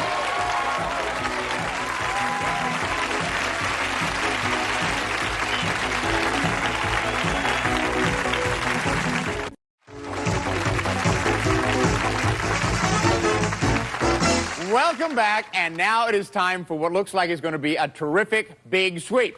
Yay! Team number 1, Marie and Rachel, you have 2 minutes and 20 seconds. Yay! Dennis and Amy, you also have 2 minutes and 20 seconds. And right behind them, we have Debbie and Steve with 2 minutes and 10 seconds. Oh boy, it's going to be fun out there. Just look around. The entire supermarket is yours. You grab anything you want. Now, listen very carefully because I'm about to give you the Supermarket Sweep shopping list. As I'm sure you know by now, if you bring back all 3 of these items, you will pick up $250. They are, listen carefully, Welch's Frozen Cranberry Raspberry Juice, Raisin Nut Bran Cereal, and Bumblebee Tuna. Now, you also have a chance to earn an extra $200. All you have to do is make a super sandwich. Now, the way you make the super-size sandwich is by using all of the ingredients you find on that table, and if you're successful, we will add $200 to your big sweep total. Now, remember, we only allow 1 of those super sandwiches to a customer. The team whose runner sweeps up the most money in merchandise and bonus prizes at the bell wins the game and the chance to go for $5,000 in cash. Okay, runners, get set. The clock is set at 2 minutes and 20 seconds, and that's when Dennis and Rachel will take off. On your mark, get set, go! There goes teams 1 and 2 at the same time. Dennis of Team 2 says, I don't need my card for this. I want to make a $200 sandwich. On and go! and the audience is applauding Steve of Team 3, who's incredibly fast. In no time at all, he's back in the detergent section getting liquid Tide. He got 5 of those, and now 5 giant salamis in one grab. But Rachel is taking her time. She doesn't want to miss her first shopping list item, and she gets the Raisin Nut Bran cereal. Meanwhile, Dennis has been spending all of his time wrapping up his $200 super sandwich. He hands it to his wife, Amy, and starts shopping. Rachel wants to keep filling today's shopping list. She spots the Welch's frozen cranberry raspberry juice. You couldn't see it, but she got it. This is a lot easier to see. Our Millstone coffee machine. And that's where Steve is. And while the coffee's grinding, Steve keeps shopping. Look at Dennis. After making his $200 super sandwich, what does he want now? Prime cuts of beef. But let's get back to Steve. Look on the floor near his cart. He dropped a can of Nestle Quick. If he forgets to pick it up, it's a $25 penalty. Okay, he remembered. What does Dennis want? What Steve just got, super-sized containers of Nestle Quick. And what's next to the Nestle Quick? Our Millstone coffee machine. A bag of fresh ground coffee is worth $100. And you also know how much this is worth. We pay $200 when you make a super sandwich, and that's what Rachel is doing. But she knows the rule. Use every single thing that's on the table. Don't leave anything out. Dennis remembered to grind out every bean, and now he's $100 richer. This is going to build up Steve's store, grabbing our special 1-gallon containers of French's mustard. What's going to build up Rachel's store? The $200 she'll get for her super sandwich. And what's going to keep building up Dennis's store? These big $19 salamis. Will he go for 5 of them? Sure. While Steve is grabbing Wesson cooking oil, who's about to grab today's first bonus? Rachel. She grabbed it so fast you couldn't tell what it was. Let's try to get a better look when she gets back to the counter. Haha, what a cute cuddly bear. But Steve doesn't seem to be interested in going for a bonus. His strategy seems to be keep shopping. But who does want a bonus? Dennis. Have you ever seen a Dr. Pepper this big? Not likely. And Dennis bounces it back to the checkout counter. What's Rachel been doing? Grabbing expensive cans of baby formula. And where's Steve? In the deli section, piling in $15 blocks of cheese. But back to Rachel. She also knows our super-sized products are worth more money, and now she wants her share. Can you recognize the brand? It's Dove. Take a look at the action here. That's Steve and Dennis side by side grabbing giant packages of diapers as fast as they can. There's only one thing that's going to stop these two shoppers, and that's the bell. Okay, come on back. Thank you, Johnny Gilbert. All right, the checkers are standing by. Just a little bit, we're going to find out who has the highest total back here. That's the team that gets to go for the $5,000 in cash. It's hidden behind a product here waiting for them, so stick around.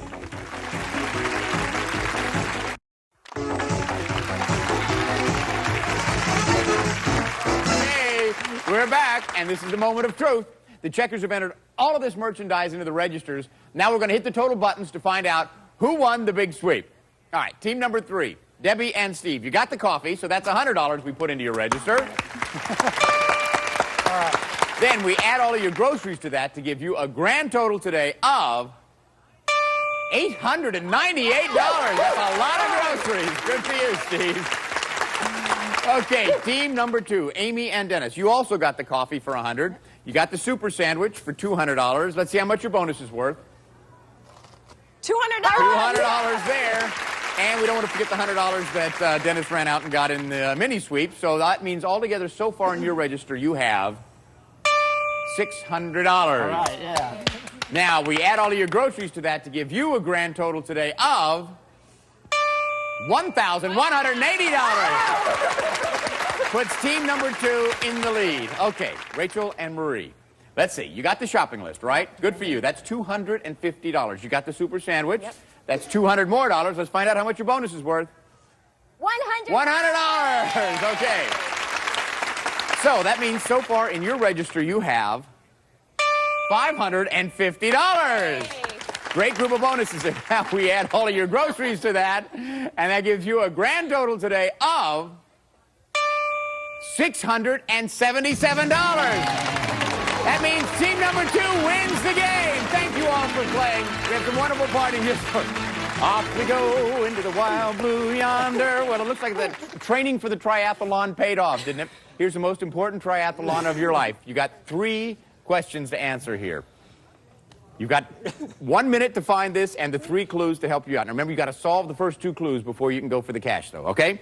Now, before we began, you chose bonus game number 2. As soon as I finish reading this clue, the 1-minute countdown will start. Are you ready? Okay, here we go. If you want your bonus to go, go, go, look for this copper top. Go!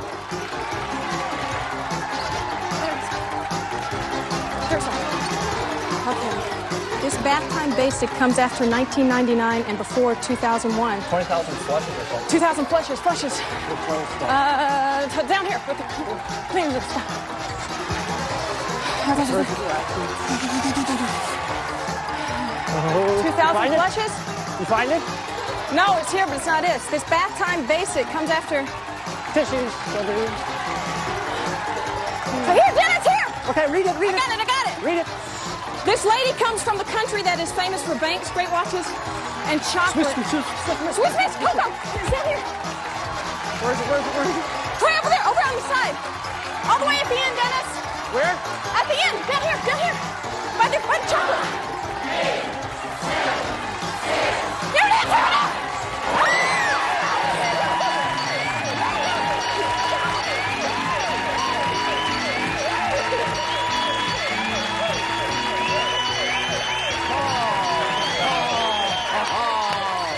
Good for you.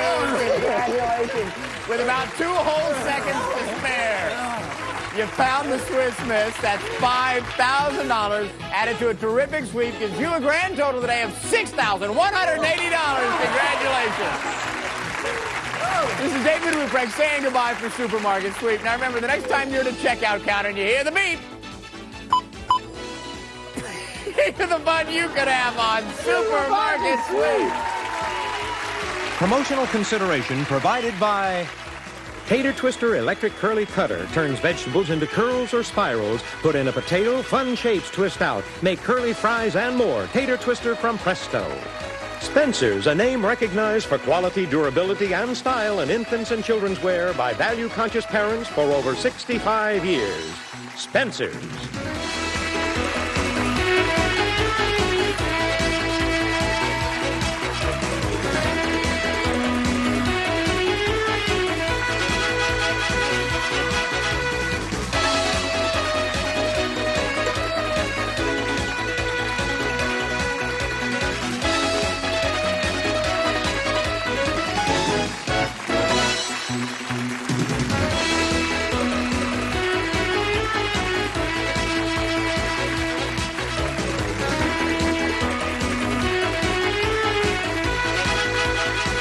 This is Johnny Gilbert speaking for Supermarket Sweep.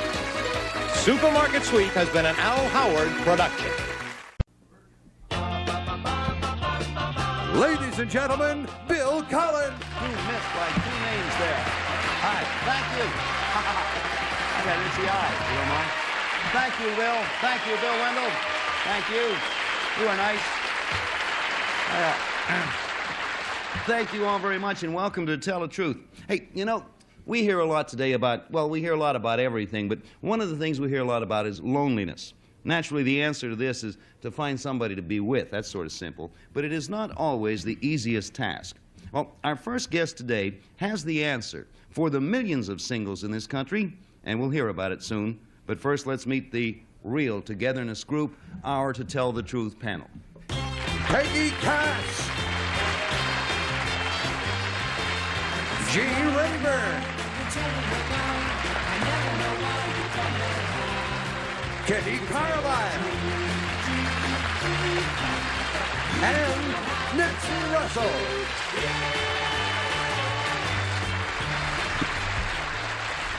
I don't know if you all heard the introduction or not. No, we didn't hear the. Well, we called you a thing over again. togetherness group That's because right. it is terrible to be lonely. Indeed. That That's is true. awful. Yes. I Right. frequently, when I'm with my best friends, feel that way. Right. Man Anyway. should not envy his neighbor, though I'm sure that we always will. So when the grass looks greener in the other fella's yard, think of his fertilizer bill.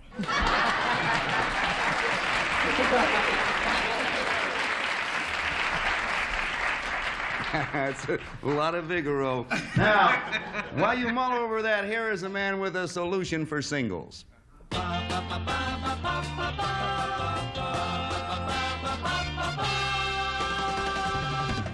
Number 1, what is your name, please? My name is Andrew J. Dubrin. Number 2. My name is Andrew J. Dubrin. Number 3. My name is Andrew J. Dubrin. Okay, and here is Andrew J. Dubrin's singles story.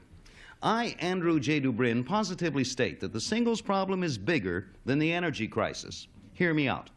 1 out of every 3 adults in the U.S. is single, and their number 1 preoccupation is how to meet eligible members of the opposite sex. Over the years, I have investigated computer matching companies, singles cruises, and singles bars. However, creative singles can utilize other and varied situations to make romantic contacts. Weddings and funerals both make fertile hunting grounds. Political activist types can participate in demonstrations for the cause of their choice. I've written a book to help guide singles in their search for companionship. I call it simply The Singles Game. Signed, Andrew J. Dubrin.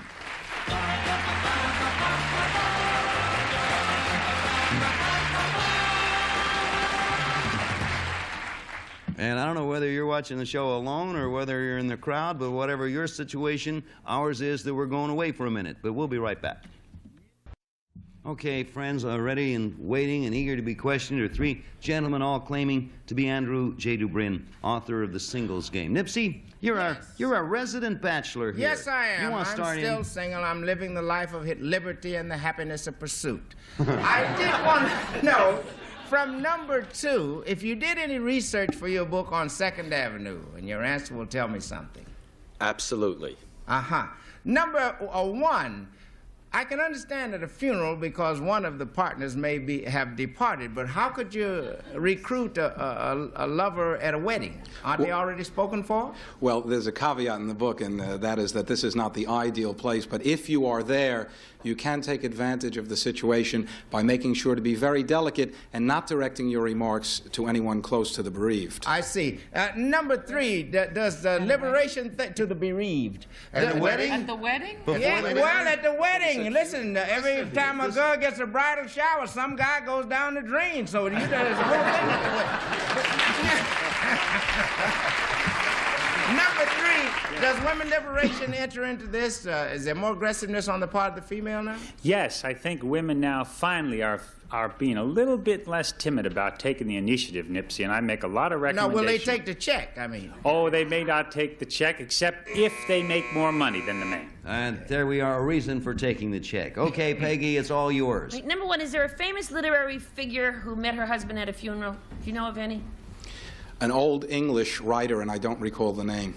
Thank you. Number 2, now, do you have to know the deceased to get into a funeral, or do you just go over the obituary ads and just show up? You know, if a rich guy dies, his friends are going to be rich, so you go to that funeral? I mean, it sounds very macabre to me, but I'm listening.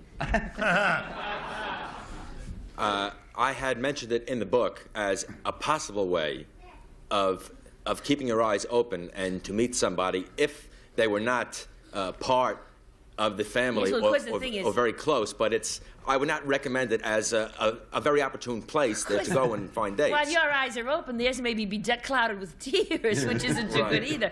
Right. Number 3, if you go to these, you have to be invited to a wedding. You can't just go to a wedding. I mean, so I wouldn't think that's such a hot place. I mean, how many people are? I mean, you don't know that many people getting married. There's too many single people anyway. No, you don't get invited to that many weddings, but then try the other 149 approaches in the singles game. Well, what do you think of single bars, really? I would put them not too bad if you're under 25, but I do not highly recommend single bars for most people. I mean, you have to pay for the price of that drink. Especially married people, I guess. Yeah. Rayburn, you've been happily married for many years. I'm the only one in this panel who is married. That's right. And I tell you, it's not easy to be married, but I think it's the only way to live. And I married a terrific lady, and we're very happy together. Listen, number 2, are you married? No, I'm single. What's that? I'm single. You're single? Yes, sir. Number 1, are you married? I am. How long you been married, number 1? 3 years. And what did you do before that? I mean... I was single. Nice.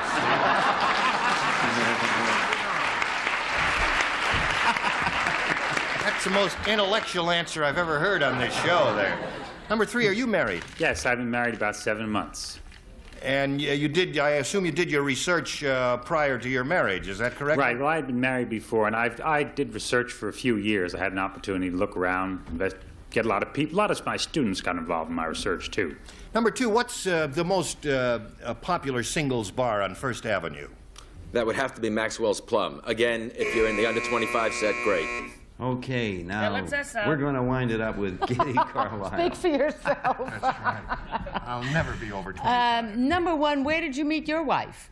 Well, our parents knew each other. We didn't really have to play some of the singles games. Number 3, where did you meet all your wives? I didn't say that many. I met my wife at a Thanksgiving Day party. It was a lot of fun. Very Thank nice. you. Number 2, do you think having a pet is a good way to meet people? Yes, I go over this in the book that, as a matter of fact, having an unusual pet is even a better way Like to meet what? people. Like what? Well, say a monkey or a lizard, not the average type, cat or poodle or something like that. You take a lizard for a walk on First Avenue, you can get arrested. It doesn't have to be. It doesn't have to be it could be in a cage. That's I a see. great conversation starter. Number 1, now supposing you want a special kind of man. Let's say you want to meet a rich man. Where would you go to meet a rich man? The bank. Well, this, No, wrong. a brokerage house would be a good place in the Oh, really? afternoon. They don't make enough money at a brokerage house. Well, where the institutions do their buying, they do. And in the afternoon, when the men are in there watching the board, that's an excellent place. I see. Number 3, what about Texas? Hey, gee, it's too bad you didn't But good for finish. Texans. Good for Texans. I think if you have an unusual pet, you're foolish wanting to meet anyone else. This, I guess, has been more of an argument than an inquisition. Right. But if you will, mark your ballots, please, panel, and vote for either number 1 or number 2 or number 3. $5 for each wrong answer. If you're all wrong all the way across, $500 for the bunch. Nipsey, what's your decision? Well, I skipped number 1 because if you want to meet a rich man, you go to a guy that owns a gas station or a butcher shop. And number 3 is made the same mistake twice, and I can't trust a guy who don't learn. So I went along with number 2 because I figured a man that plays the game should make the rules. He's single. Okay. Peggy. Gee, I wonder where I can get a Gaboon Viper. I voted for 3. There's a 2 and a 3. That's Gene. a little inside joke. Yeah, and I appreciate it. Yeah. Well, number 1 has been married too long. He couldn't have written this book. I mean, you got to research this thing. And number 3, he's an all-time loser. He's a constant loser. He couldn't have written it either. So number 2 is the one who wrote the book. Okay. Well, that leaves it to you, Kitty, to finalize this thing. Well, guess what? What? I voted for number 2, too. Look at that. I'm always alone. Look at that. Everybody is on number 2. Nobody has voted for number 1. Number 3 did get himself 1 vote there. Hang in there now. Have we done it again? While the real Andrew J. Dubrin, please stand up. We got 3.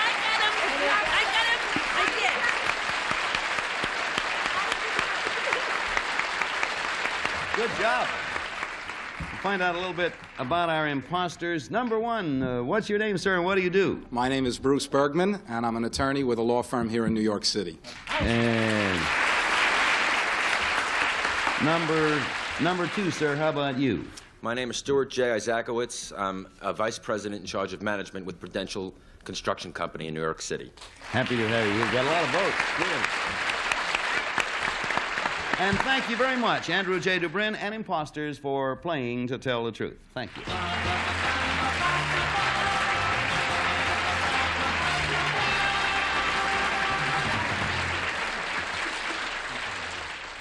And panel, we're going to show you a picture now. If you'll take a look over in our... There you are. Now, that, for your information, is the Sahara Desert. Our next guest took a unique and quite harrowing journey across the Sahara. He wrote about it in this book, The Fearful Void. We'll meet him as soon as we fill in a 2-minute void of our own with vital messages from our sponsors. And now, let's meet the man who walked the Sahara.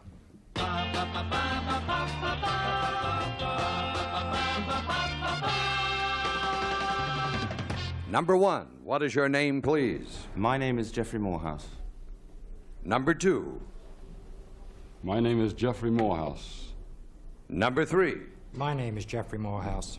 And here is Jeffrey Morehouse's Sandy Sahara story. I, Jeffrey Morehouse, challenged the vastness of the Sahara Desert and won. Most people cross the Sahara from north to south, but I was determined to go the longer way, west to east from the Atlantic Ocean to the Nile River, and on camel, which had never been done before. I had no experience for such a journey.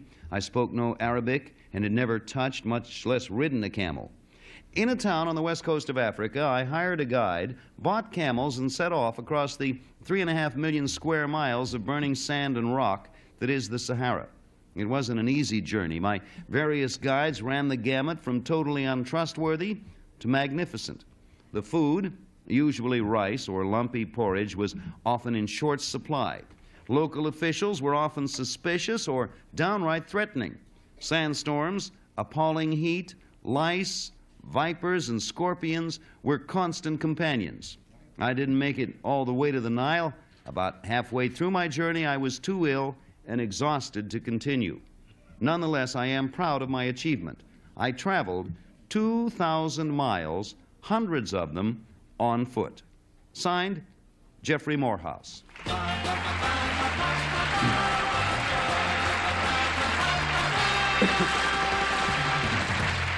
Well, since Jeffrey Morehouse's journey is about the only exotic trip in the world that Peggy Cass has never taken, and I'm not all too sure about that, it seems only fair anyway that she should begin the questioning. Thank you. Number one, how long did your journey take? It took about 4 months. Thank you.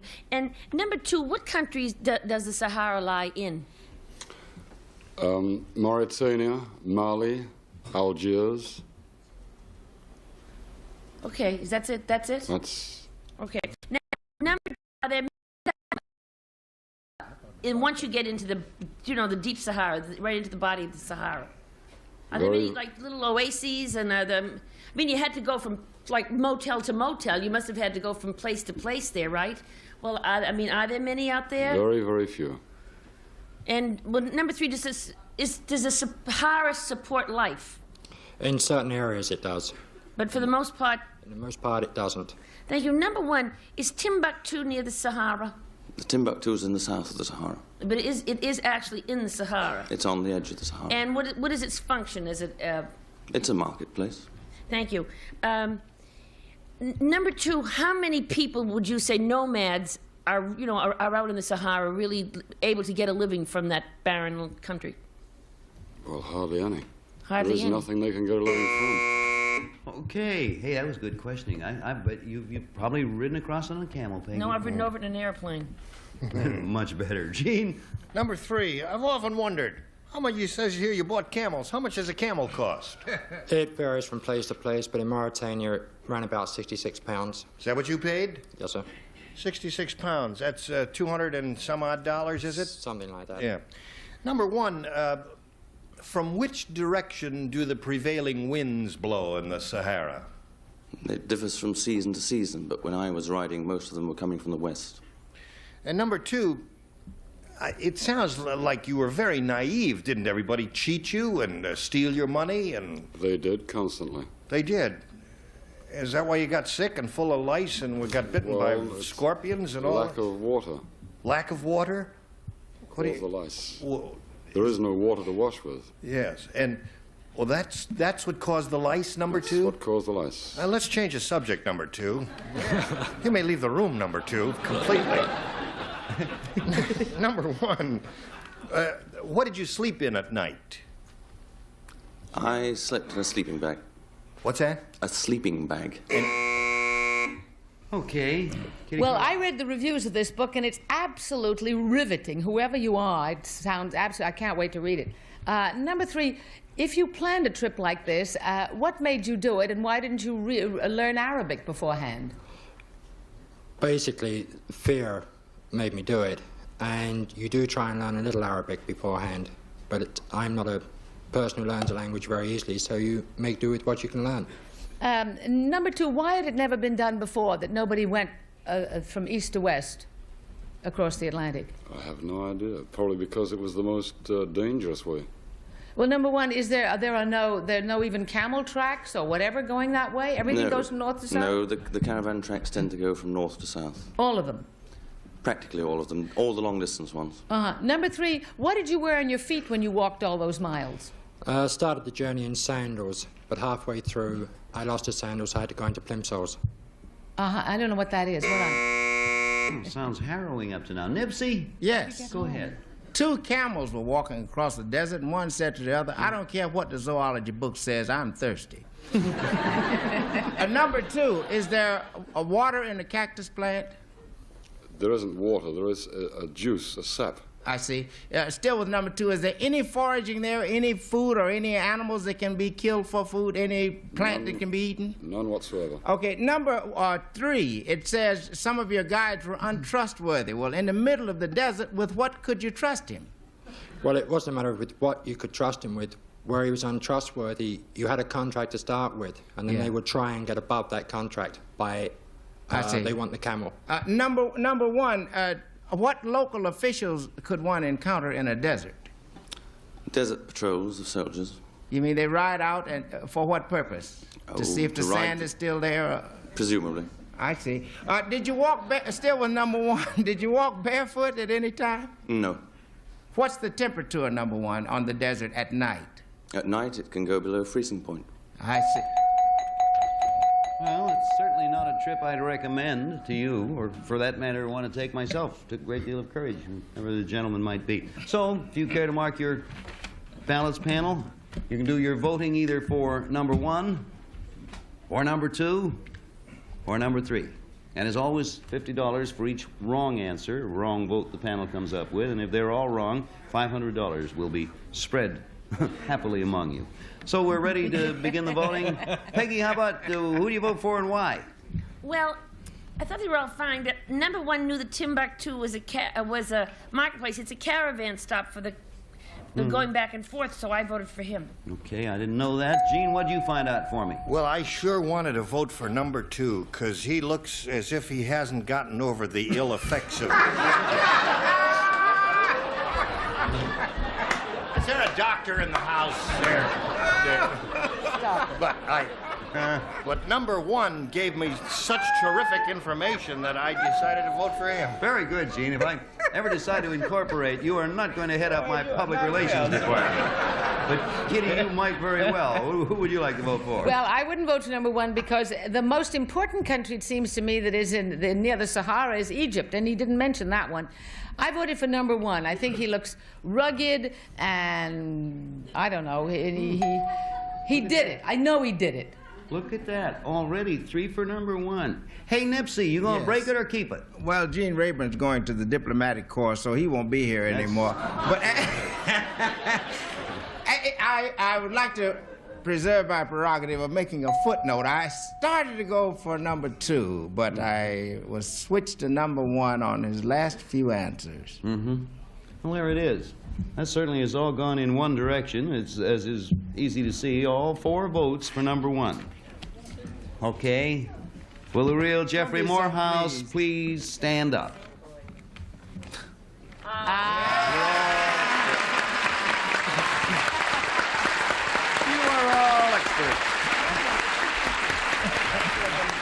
I'll tell you, good voting on that one.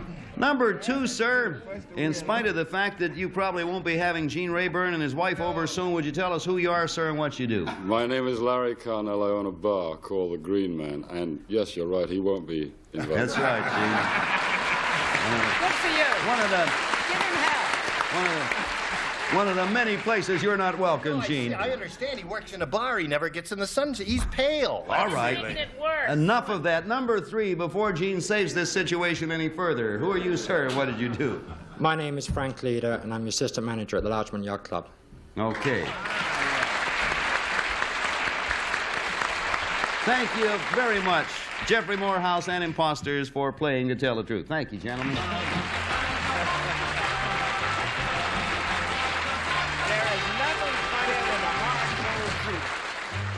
In addition to the cash awards, our first team of challenges will receive Sarah Coventry simulated pearls for the look of elegance. Remove the dangle and combine with a golden chain for fashion versatility from Sarah Coventry.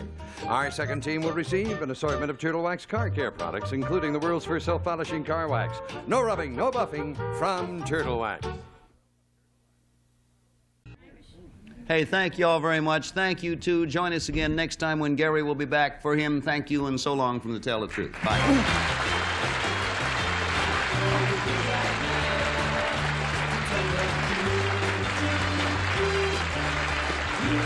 This is Bill Wendell speaking for you to Tell the Truth. A Mark Goodson, Bill Totman production.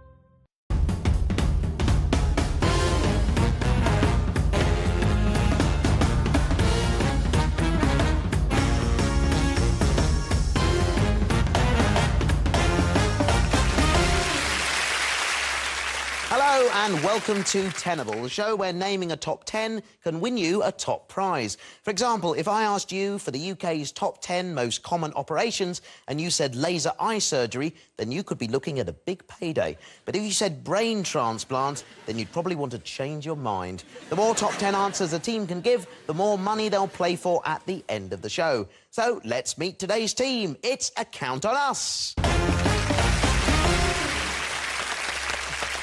So, A Count on Us, welcome to the show. What's the team name all about, then? Well, we're called Account on Us because we all work together as account managers. Ah, excellent. And what does your company sell? All sorts of stuff, from nappies to razor blades, all the fun stuff. Washing powder.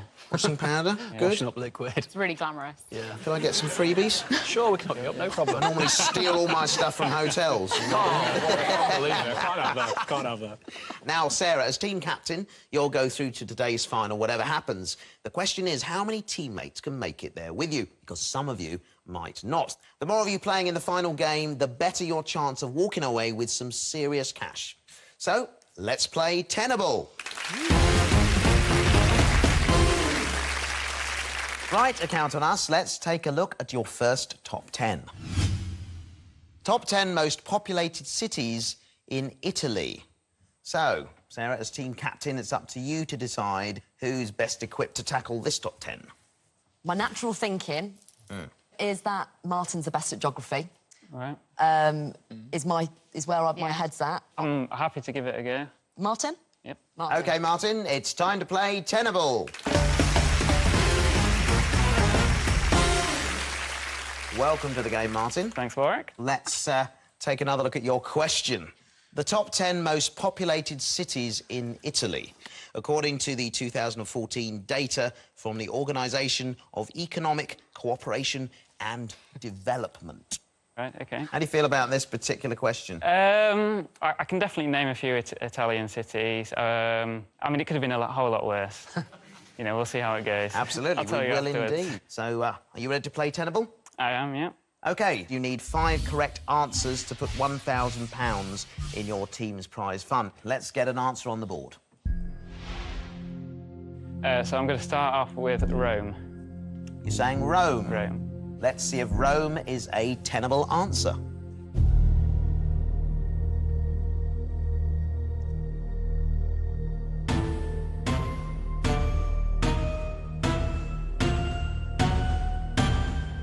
There it is. That's a great start. Solid start. Well done, Martin. Thank you. Now, don't forget, you have 1 life, which means you can give 1 incorrect answer, but any after that will eliminate you from the game. You and your team also have 3 nominates, which means if you're struggling at any point, you can nominate a teammate to help you with an answer. So, what's next? I'm going to follow that with Milan. You're saying Milan? Yeah. Is Milan in this top 10?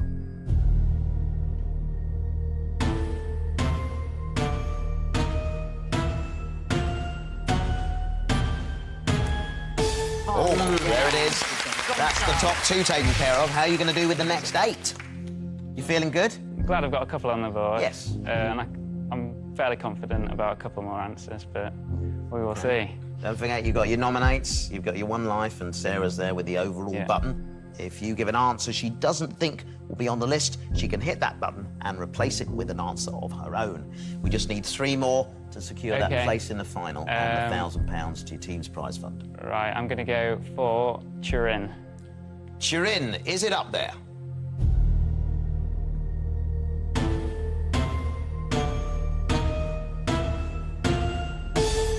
There it was at number 4. Well played. Thank you. OK, let's have another answer.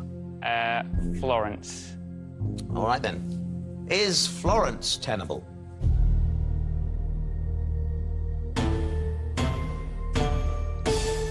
There it is. Right, just one more correct answer will get you that place in the final and add £1,000 to your team's prize fund. What's next? So I am going to go for Verona. You're saying Verona? Yeah. Is Verona in this top 10?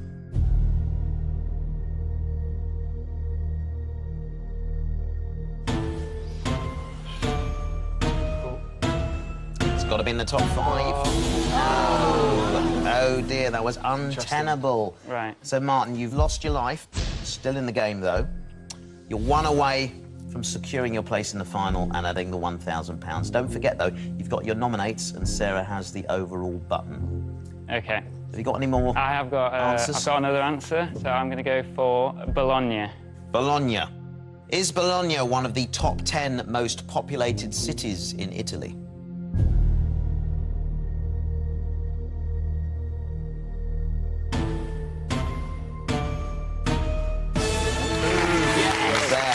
Well played. Thank you. You've secured your place in the final. You've added £1,000 to your team's prize fund.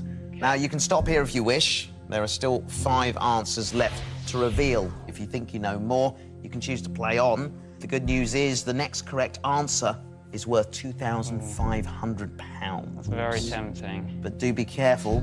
As you know, you've lost your life, so a wrong answer here would mean a swift exit from the show. And from this point on, you can't nominate anyone. Right. OK, I'm just thinking... I think I'm going to have to stick. I've got a few answers in my head, but I wouldn't be that confident about them being in the top 10. So you've chosen to stop there. Before you go, let's reveal what the remaining answers were. Would you care to share what you were thinking? I was going to go for Bari. Bari. What about the rest of the team over there? Venice. Venice. Calgary, maybe. Let's take a look what was behind number 10. That's Bari. Number 9. That's Catania there. Nobody said that. Number 8. Genova. I don't think any of you said that either. Number 5. Palermo. Okay. And number 3. Naples. So quite a tricky one there, Martin. What I was trying to do was go through like, Italian football teams and see... But yeah, Naples, I should have got that, really. Oh, dear, that was your strategy. Yeah. But it didn't work. Martin, you've added £1,000 to your prize fund, and you'll return later on to play for it in the final. Congratulations. So, team, you've put £1,000 into your prize fund so far. Let's see if you can add to that. It's time to look at your next top 10. The first 10 James Bond films. So, Sarah, who do you think is going to be good at this one? Ian. It has to be Ian, I'm sure. Definitely Yeah. not. Okay, yeah. Yeah. There was no hesitation there. None. What, is that right, Silver Fox? Like, most of us weren't there when the first James Bond films were made. Of course you weren't. OK, Ian, it's time to play Tenable. Welcome to the game, Ian. Thank you. So, Sarah and the team were hinting that, you know, you're the older member of the group. Absolutely. And perhaps, as a result, would know more about this particular question. Possibly, but I wasn't around when the first ones came out. I might have seen them on DVD. Do you fancy yourself as a bit of a Bond? Looking like this, I don't think. Ian, I understand you're a caravan owner. I am, yes. Some of my friends say I tow a shed on wheels, but yes, it's caravans, home from home. I love caravanning myself. Yeah, we do as well. The smell of fresh air and a chemical toilet. You can't beat it. Absolutely. No, it's great. OK, Ian, we're both having a wonderful chat, but let's not forget why we're here. 5 correct answers will earn you a place in the final and add £1,000 to the prize fund.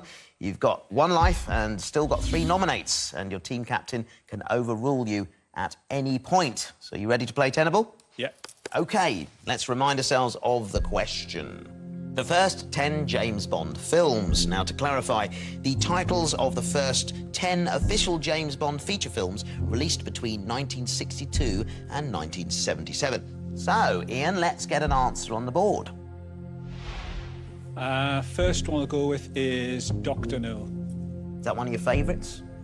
I think it's the first one. So, yeah, it's got Ursula Andress in it, so... Very good. No extra bonus points for that. Let's see if Dr. No is our first tenable answer.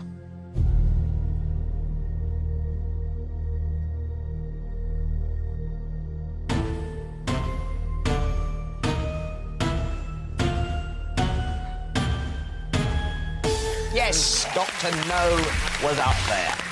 Well played. That's a good start, Ian. OK. From Russia with Love. You're saying From Russia with Love. Is that a tenable answer?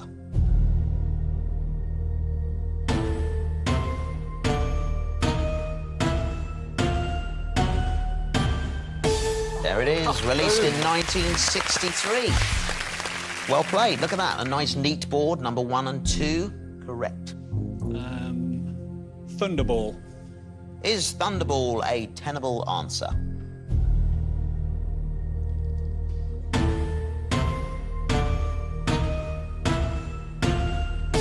There it is. Yes. The 4th film from 1965. Goldfinger. Is Goldfinger in this top 10?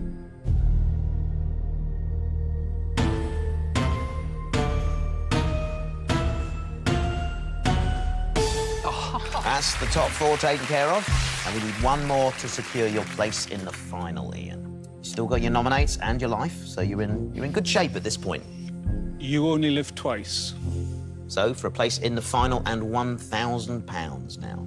Is You Only Live Twice in this top 10?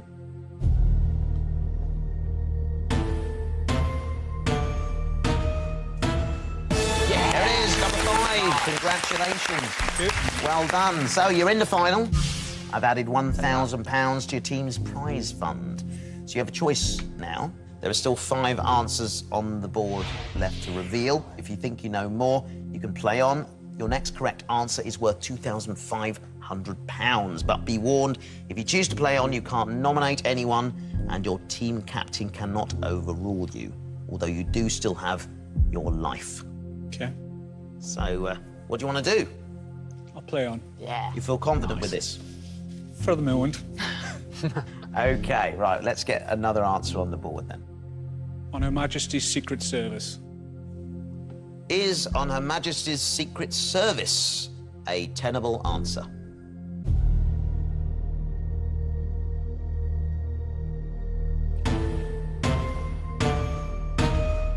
Yes! Indeed it was, Ian. Look at that. That perfect board there. The first 6 answers. 4 to go for a perfect 10 and £25,000. OK, I'm going to play. You're going to play on? Yeah. OK, let's have another answer. Diamonds Are Forever. Is Diamonds Are Forever in the top 10?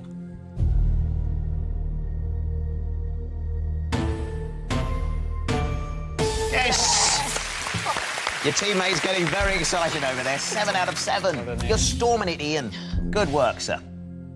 You currently have £5,000 in your prize fund. The next correct answer is worth £10,000. Do you want to stick with what you've got or play on? OK, I'm going to play. Okay. So, what's your answer? Live and Let Die. So, for £10,000, is Live and Let Die tenable?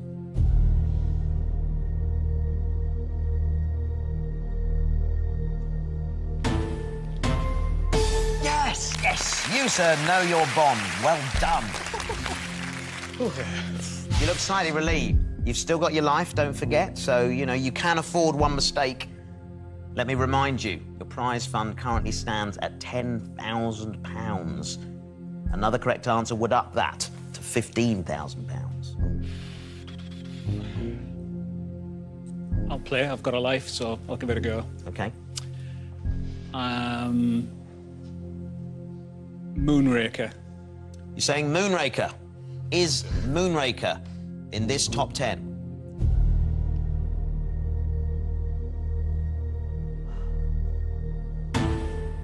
Oh! It was number 11. Oh. So, Ian, you've lost your life, although you still have the £10,000 in your team's prize fund. You've another choice to make. Do you want to play on? But if you give me one more incorrect answer, that £10,000 will be wiped from the prize fund and you will leave the game. I think we'll stick there. Yeah. We'll stick there. Well done, Ian. OK, well done, Ian. Before you go, what were your thoughts that you could have potentially thrown out for these last remaining two? There's one that I'm thinking of with Dinah Rigg, but I can't think of the title. And the other one was The Spy Who Loved Me. What about the young ones over there on the sofa? I haven't heard of any of Man these. with a Golden Gun, is that even a... Man with a Golden Gun. I don't know. Yeah, that's after So Living James It, said it there, but he didn't even know if it was a Bond film. I don't know where I've got that from. Let's put you out of your misery. Let's find out what was behind number 10. The Spy Who Loved Me. Yeah. And number 9. The Man with the Gold Gun, which is what James said. Yeah, So, congratulations, Ian. You've added £10,000 to your prize fund, giving your team a total of £11,000. And you'll return later on to play for it in the final. Congratulations. After the break, a new player will join me for their appraisal. Will I be promoting them into the final or handing them their P45? Stay with us to find out.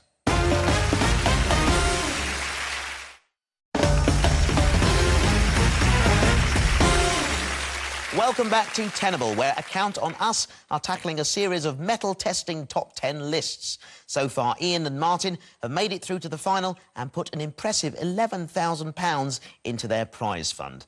Now, you still have 3 more top 10s to face before the final, so let's get straight on with the next one. Top 10 most commonly spotted bird species in the UK. Right, Sarah, as team captain, you need to choose who is the best player for this one. Well, James has an interesting hobby involving birds. Oh. So I personally think out of I think it's Ellie and James. I know nothing about birds, so. All right, then, James, please join me and play Tenable. Come on. So, James, welcome to the game. Thanks, Warwick. How do you feel about this question? Surprisingly, I feel OK. I think I've got a few in there. Have you? Just don't know how many. Sarah said you do something with birds. I do have an interesting hobby, you might say. My granddad is actually a pigeon racer, if you've ever heard of that. Yeah. And I recently bought into a syndicate with my father, racing pigeons of my granddad. Wow. How do they find their way home? If only we knew the answer, Warwick. It's not been proven. Yeah. I mean, I have enough trouble finding my kitchen, although I do live in a very big house. Classic. And it is classic Warwick Davis banter. That's what you're witnessing right here. Love it. Love it. Well, James, it's time to play the game, sir. 5 correct answers will earn you a place in the final and add £1,000 to your prize fund. You've got a life and 3 nominates, and your team captain, Sarah, can overrule one of your answers. So, you ready to play Tenable? Ready to play. I'm looking for the top 10 most commonly spotted bird species in the UK. The top 10 bird species most commonly seen by the public in the UK in January 2016, according to the RSPB's Big Garden Birdwatch. Let's get an answer on the board, then. OK, let's go in with starling. You're saying starling. All right, let's see if starling is our first tenable answer.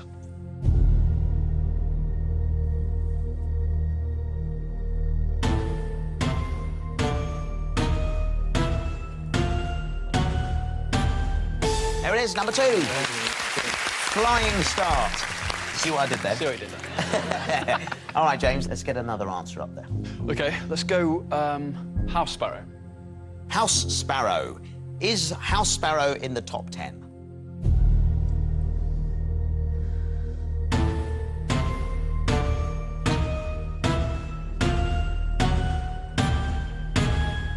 There it is, top of the tree. Fantastic. Excellent stuff. But I mean, you're doing very well so far. They're the two most obvious answers. I need to get some of the tricky ones. OK, don't forget, though, you've got your life. You've got your nominates that you could use. OK. And Sarah there is poised over the overall button. OK, what's next? I'm going to go Blue Tit. OK, is Blue Tit in the top 10?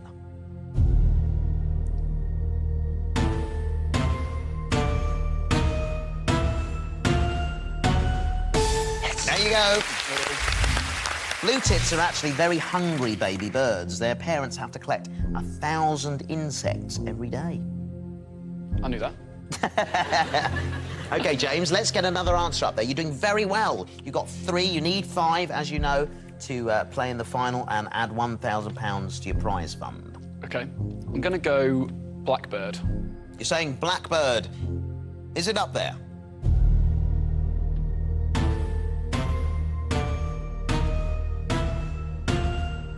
Oh, yes. What a neat and tidy list. Keep it tidy. So, as we look at it now, you've got 4 correct answers. 1 more to secure that place in the final and add £1,000 to the prize fund. You've got your life, you've got your 3 nominates, and the overall button is still active. OK, I'm going to go Great Tit.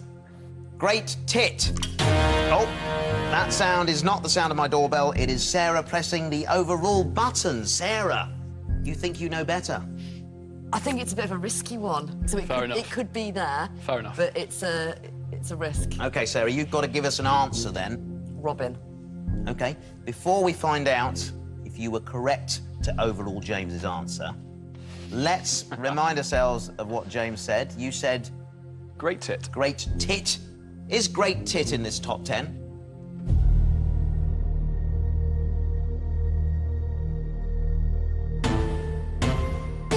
Oh, it's there. So Sarah has taken an answer away from you. What do you feel about that? It's a shame. This is a strong subject for me. Right, now we have to move on and we actually have to put Sarah's answer into the board. I think it's OK. Remind us of what you said, Sarah. Robin. All right, then. Is Robin a tenable answer? If it's not there, she's lost a life for you.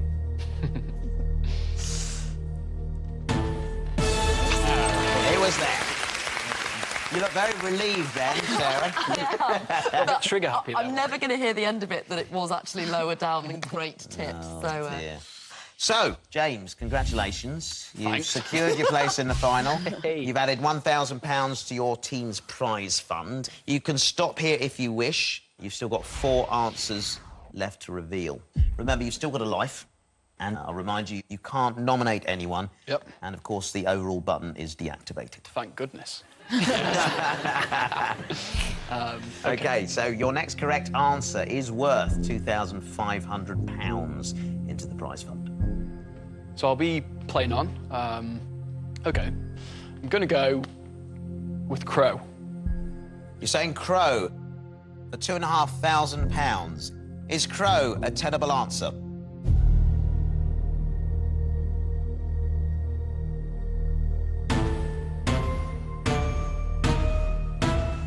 Oh! Nobody saw any crows, so you've lost a life. Oh, dear. You seem quite sure about that one. I thought that was a banker, yeah. OK. You've still got your £1,000. You've lost your life, so an incorrect answer here would mean that £1,000 would be taken out and you would leave the game. Do you want to play on? I've got some answers, but I think we've got a decent fund. I think the right decision is to go back to the team. I'm not going to play on. OK. You decided not to play on. Right, before you go, what were these other thoughts? So I've got Goldfinch, Bullfinch, Longtail Tit. What about you, team? Any suggestions? Yeah. Chaffinch. Chaffinch, that's a good one. Chaffinch. Let's take a look at the answers you were missing. Behind number 10, long-tailed tit. Number 7, chaffinch. I think somebody said that. Number 6, a goldfinch. And at number 5, wood pigeon. See, and you should have got that one, shouldn't you? I should have got that one. But I only deal with racing pigeons. OK, not the old wood pigeon. OK, well, James, you've added £1,000 to your prize fund, giving you a total of £12,000. And you'll return later on to play for it in the final. Congratulations. We have one more top 10 for our team before Captain Sarah faces her list. Their prize fund currently stands at £12,000, but can they add to that pot? If you're ready, Ellie, let's play Tenable. So, Ellie, welcome to the game. Thanks. How do you feel? Feeling under quite a lot of pressure now. It's a little bit tricky now because there's no decision made about this question. You just get what you get. I mean, to be fair, I couldn't have got any of the previous ones, so hopefully this one's all right. Maybe I'm just really terrible at general knowledge, I'm not sure. Who knows, who knows? So you're currently working your way through IMDb's top 100 movies. Now, I imagine I'm in about 90 of those. Well, basically, I get quite a lot of judgment for not having seen things like Forrest Gump. I'm just trying to work my way through them and see how I get on. I understand you're a member of Leeds Rowing Club. Yeah. What's the appeal of rowing? So I'm really, really competitive, which I'm sure you're about to find out, but I can't throw or catch or run, which actually really, really limits the sports that I can play. Right. So rowing was that was pretty much it left for me, so I took up rowing. Lovely. I've never been rowing, although I did capsize a pedalo once. Nearly killed a swan. Wasn't pretty. Classic work. So, well, Ellie, you've got to give us 5 correct answers, which will earn you a place in the final and add £1,000 to your prize fund. You've got 1 life and 3 nominates, and your team captain can overrule any of your answers. So, let's see your question. Last 10 winners of the Sports Personality of the Year award. And just to clarify, the last 10 different winners of the BBC's Sports Personality of the Year award, including the award in 2015. So, is sports a good subject for you? No, if I'm honest. If I'm being brutally honest, no. But I will try and see how I get on. You have no choice at this point, yeah, exactly. So, OK. we will push through and see. All right, well, let's get an answer on the board. OK, I'm going to start with Lewis Hamilton. Right. Is Lewis Hamilton our first tenable answer?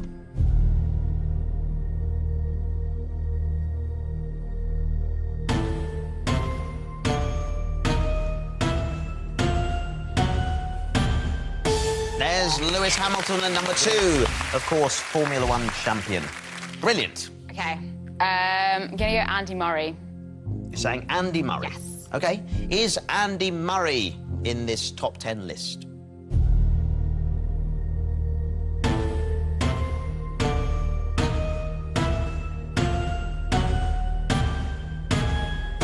There's Andy. He won it in 2013 and 2015. He was also a young Sports Personality of the Year. Good, you've got 2 correct answers up there. We need another 3 to make sure you're in the final and to add £1,000 to your prize fund. OK, I'm going to go Steven Gerrard. Steven Gerrard? Yes.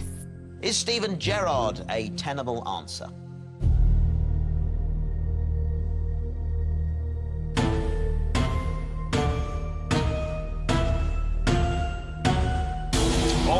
Steven Gerrard is incorrect, I'm afraid.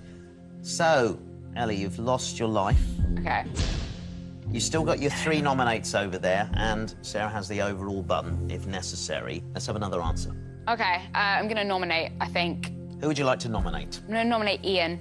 I think he would know these kind of things. OK, Bond fan Ian. Do you know sports as well? A little bit, a little bit. OK. Can you give us an answer you think's going to be in this top 10? Ryan Giggs.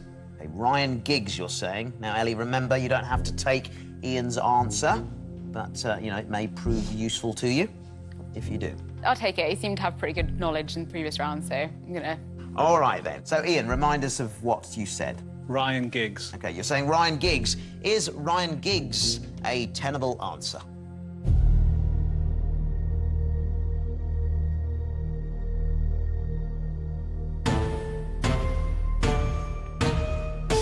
There he is, former Manchester United player and manager.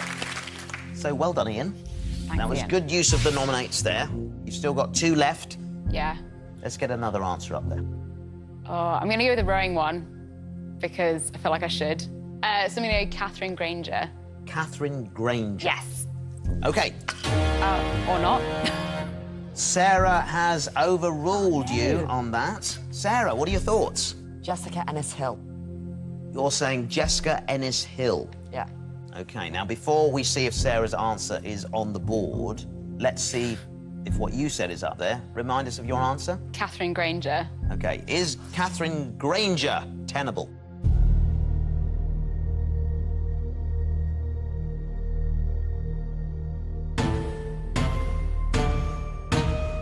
It's got to be in the top 5 now. Oh, no, it wasn't there. Thanks then, Sarah. But don't worry. Sarah's answer could be. Sarah, remind us what you said. Jessica Ennis-Hill.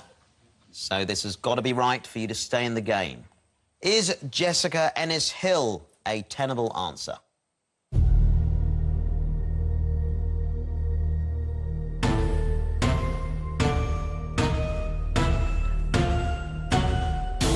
Oh, it was untenable. Oh, no. So I'm afraid that's you out of the game, Ellie. It's fine. Before you leave us, Ellie, team, any thoughts?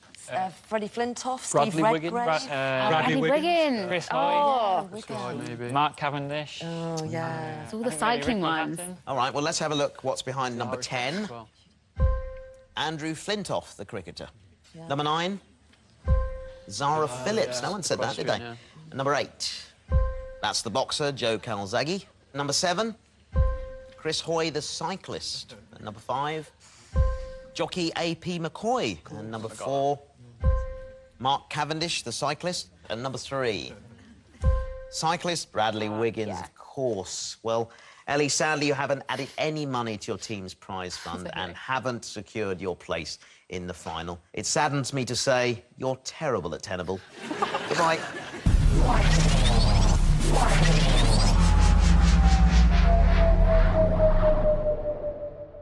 Pretty impressive, huh? My good friend George Lucas knocked up that effect for me in his shed.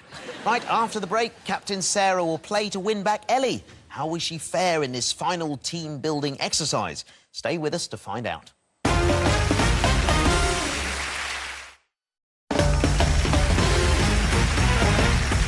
Welcome back to Tenable, where Account on Us are taking on a series of testing top 10 lists. There's just one more top 10 before the final, and this time it's Captain Sarah's turn to take on the tower. As you're the captain, whatever happens, you're safe, Sarah, but it's your job to try and get your team into the best possible position going into the final. Are you up to it? I hope so. Sarah, come and play Tenable.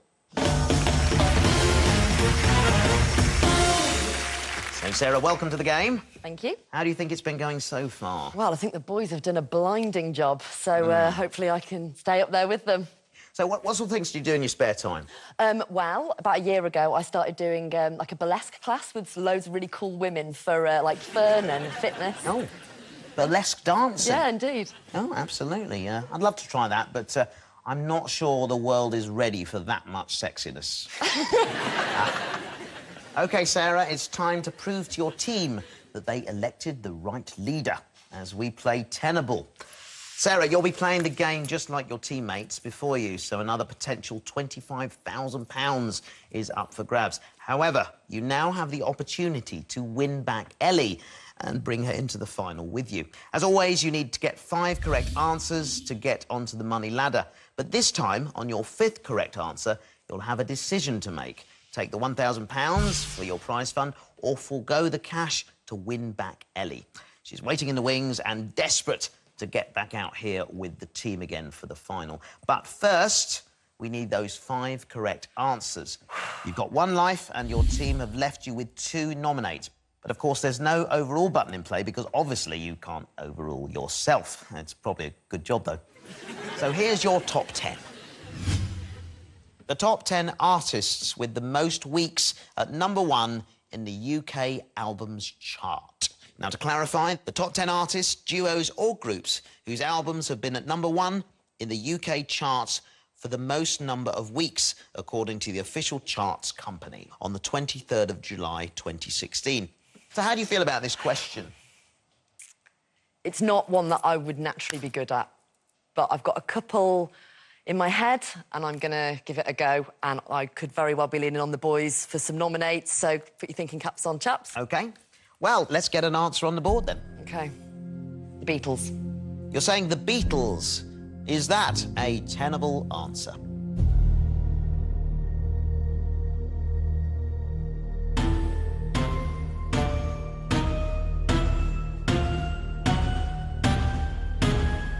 There they are, the Beatles. Number one. They've sold over 1 billion discs and tapes to date. 1 billion. So, that's a good start. Let's get another answer up there. One Direction. Is One Direction in this top 10 list?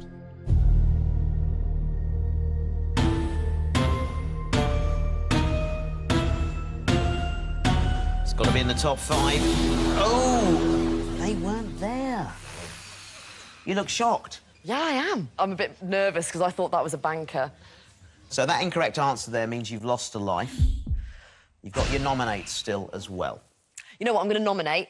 And I'm going to nominate the guru of the show, Ian, because I'm hoping you can kickstart my thinking. OK, so you've nominated Ian. Right, Ian, you need to give us an answer you think might be in this list. Michael Jackson. So you're saying Michael Jackson. Now, Sarah, remember, you don't have to take Ian's answer. No, it sounds strong. Sounds strong. think it's a strong answer? Yeah, it's a good answer. OK. Is Michael Jackson a tenable answer?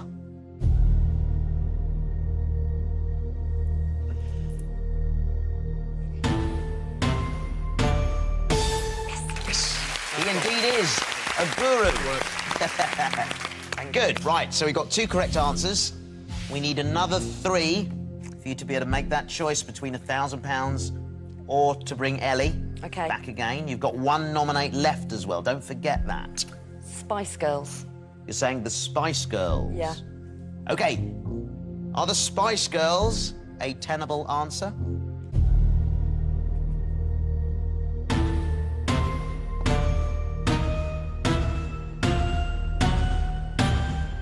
Oh, it's incorrect, I'm afraid. I'm the worst team captain ever. You said that. Your team aren't thinking that at all. They are. It's too polite to say.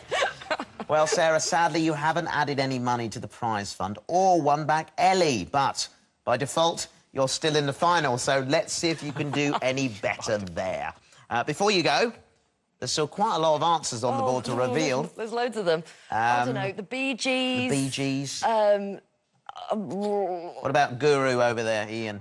Cliff Richard. This is singles. Elvis Presley. All right, Oh let's my take a look at the gosh, answers you were missing. At number 10, Cliff Richard. Number 9, Madonna. Number 8, Adele. Oh my God, At number 6, Robbie Williams. At number 5, Simon and Garfunkel.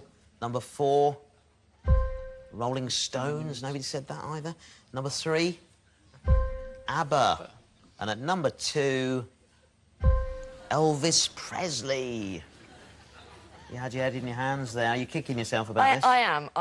I should have got at least 5 or 6 of those, but you know what? I didn't, so never mind. No, you didn't. I didn't. But the good news is there's still 4 of you to play the final game. Well done, Sarah. Right after the break, Captain Sarah and 3 of the Account on Us team will work together on 1 final board. Will they head back to their office with their heads held high? Stay with us to find out.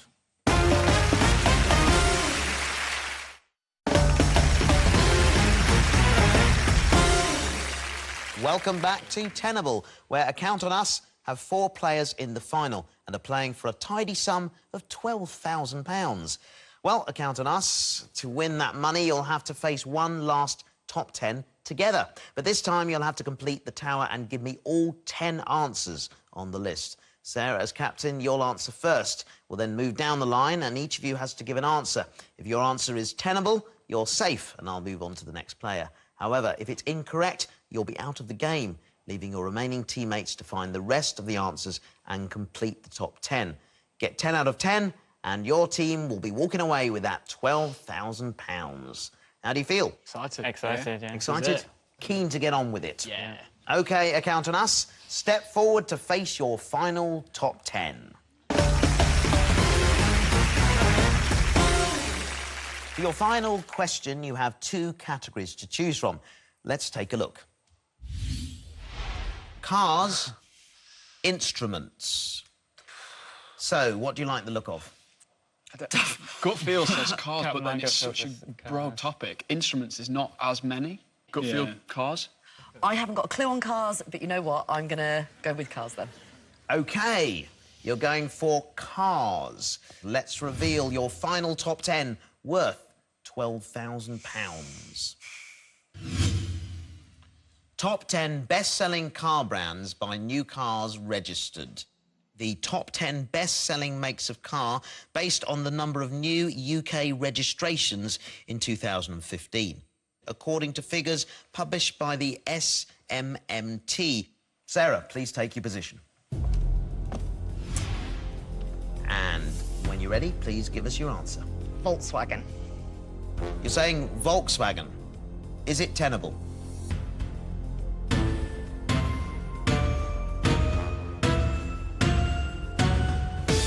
There it is at number 3. Well done.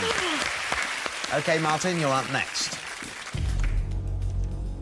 Right, Warwick. I am going to go for Vauxhall. Is Vauxhall in this top 10 list?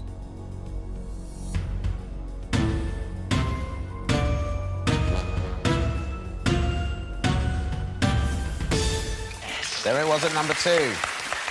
Ian, please take your place. I'll go, Warwick, for Ford. All right, then. You're saying Ford. Is it up there?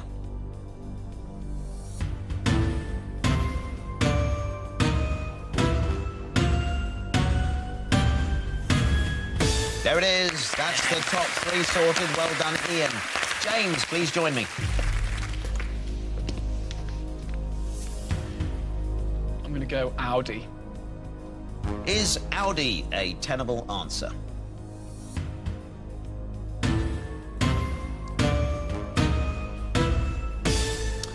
Great. That's 1 correct answer from each of you. Sarah, please join me.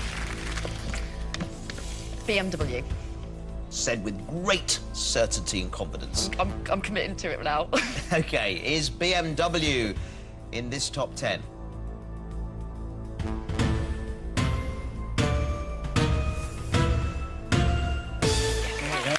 It was there. Well played. Right, Martin, you're up next. So, you've got 5 answers on the board, another 5 to get. You're doing very well. Let's get another answer up there. I am going to go for Toyota. Is Toyota up there? Yes, it was number 9. Ian, you're up next, sir. 4 to go. I'll go for Nissan. Saying Nissan. Is Nissan a tenable answer?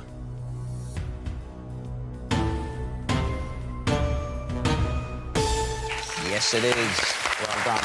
So just 3 to get now. Well played. James, you're up next.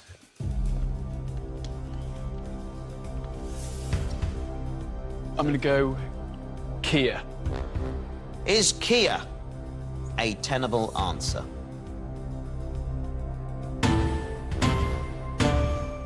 Oh!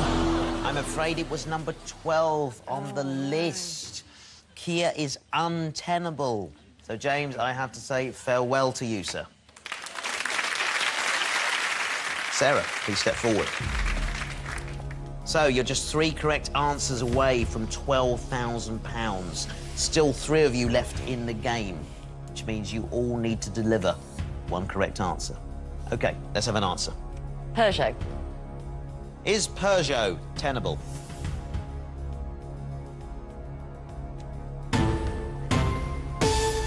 Yes, it was. You look delighted, Sarah. Well done. I feel like I'm pulling it back for myself. Excellent. Martin, please join me. OK, just 2 to get now. I am going to go for Honda. Is Honda a tenable answer?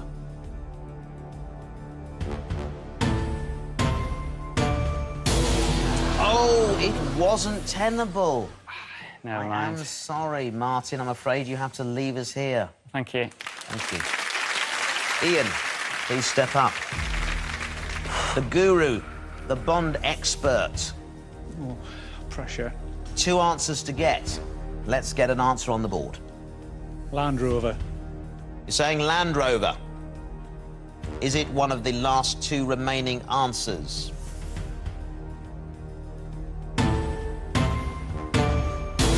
It's not! Oh, Ian. Maybe the guru failed this time. I think he did. Yeah. Thanks very much for playing. Thank you. So, Sarah, please join me. It's all been left to the captain. Oh. My word, what a responsibility. Indeed. You could redeem yourself here, though. Could do. So just 2 correct answers standing between you and £12,000 and the glory of it all. Oh, this is... I don't... This is the only one I can think of, and I don't know if it's in the top 10. Oh. So, what's your answer?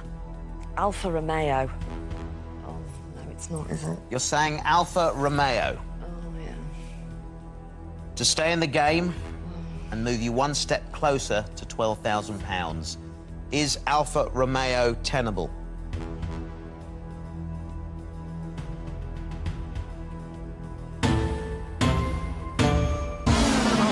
It was untenable, Sarah. I'm so sorry.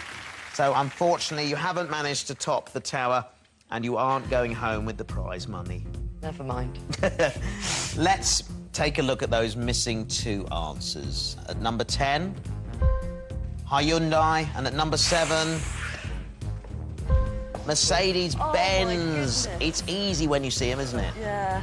So, Account on Us couldn't quite seal the deal, showing they may well need a refresher course in their general knowledge. Bad luck, team, but join me next time when 5 more contestants will be playing Tenable. Goodbye.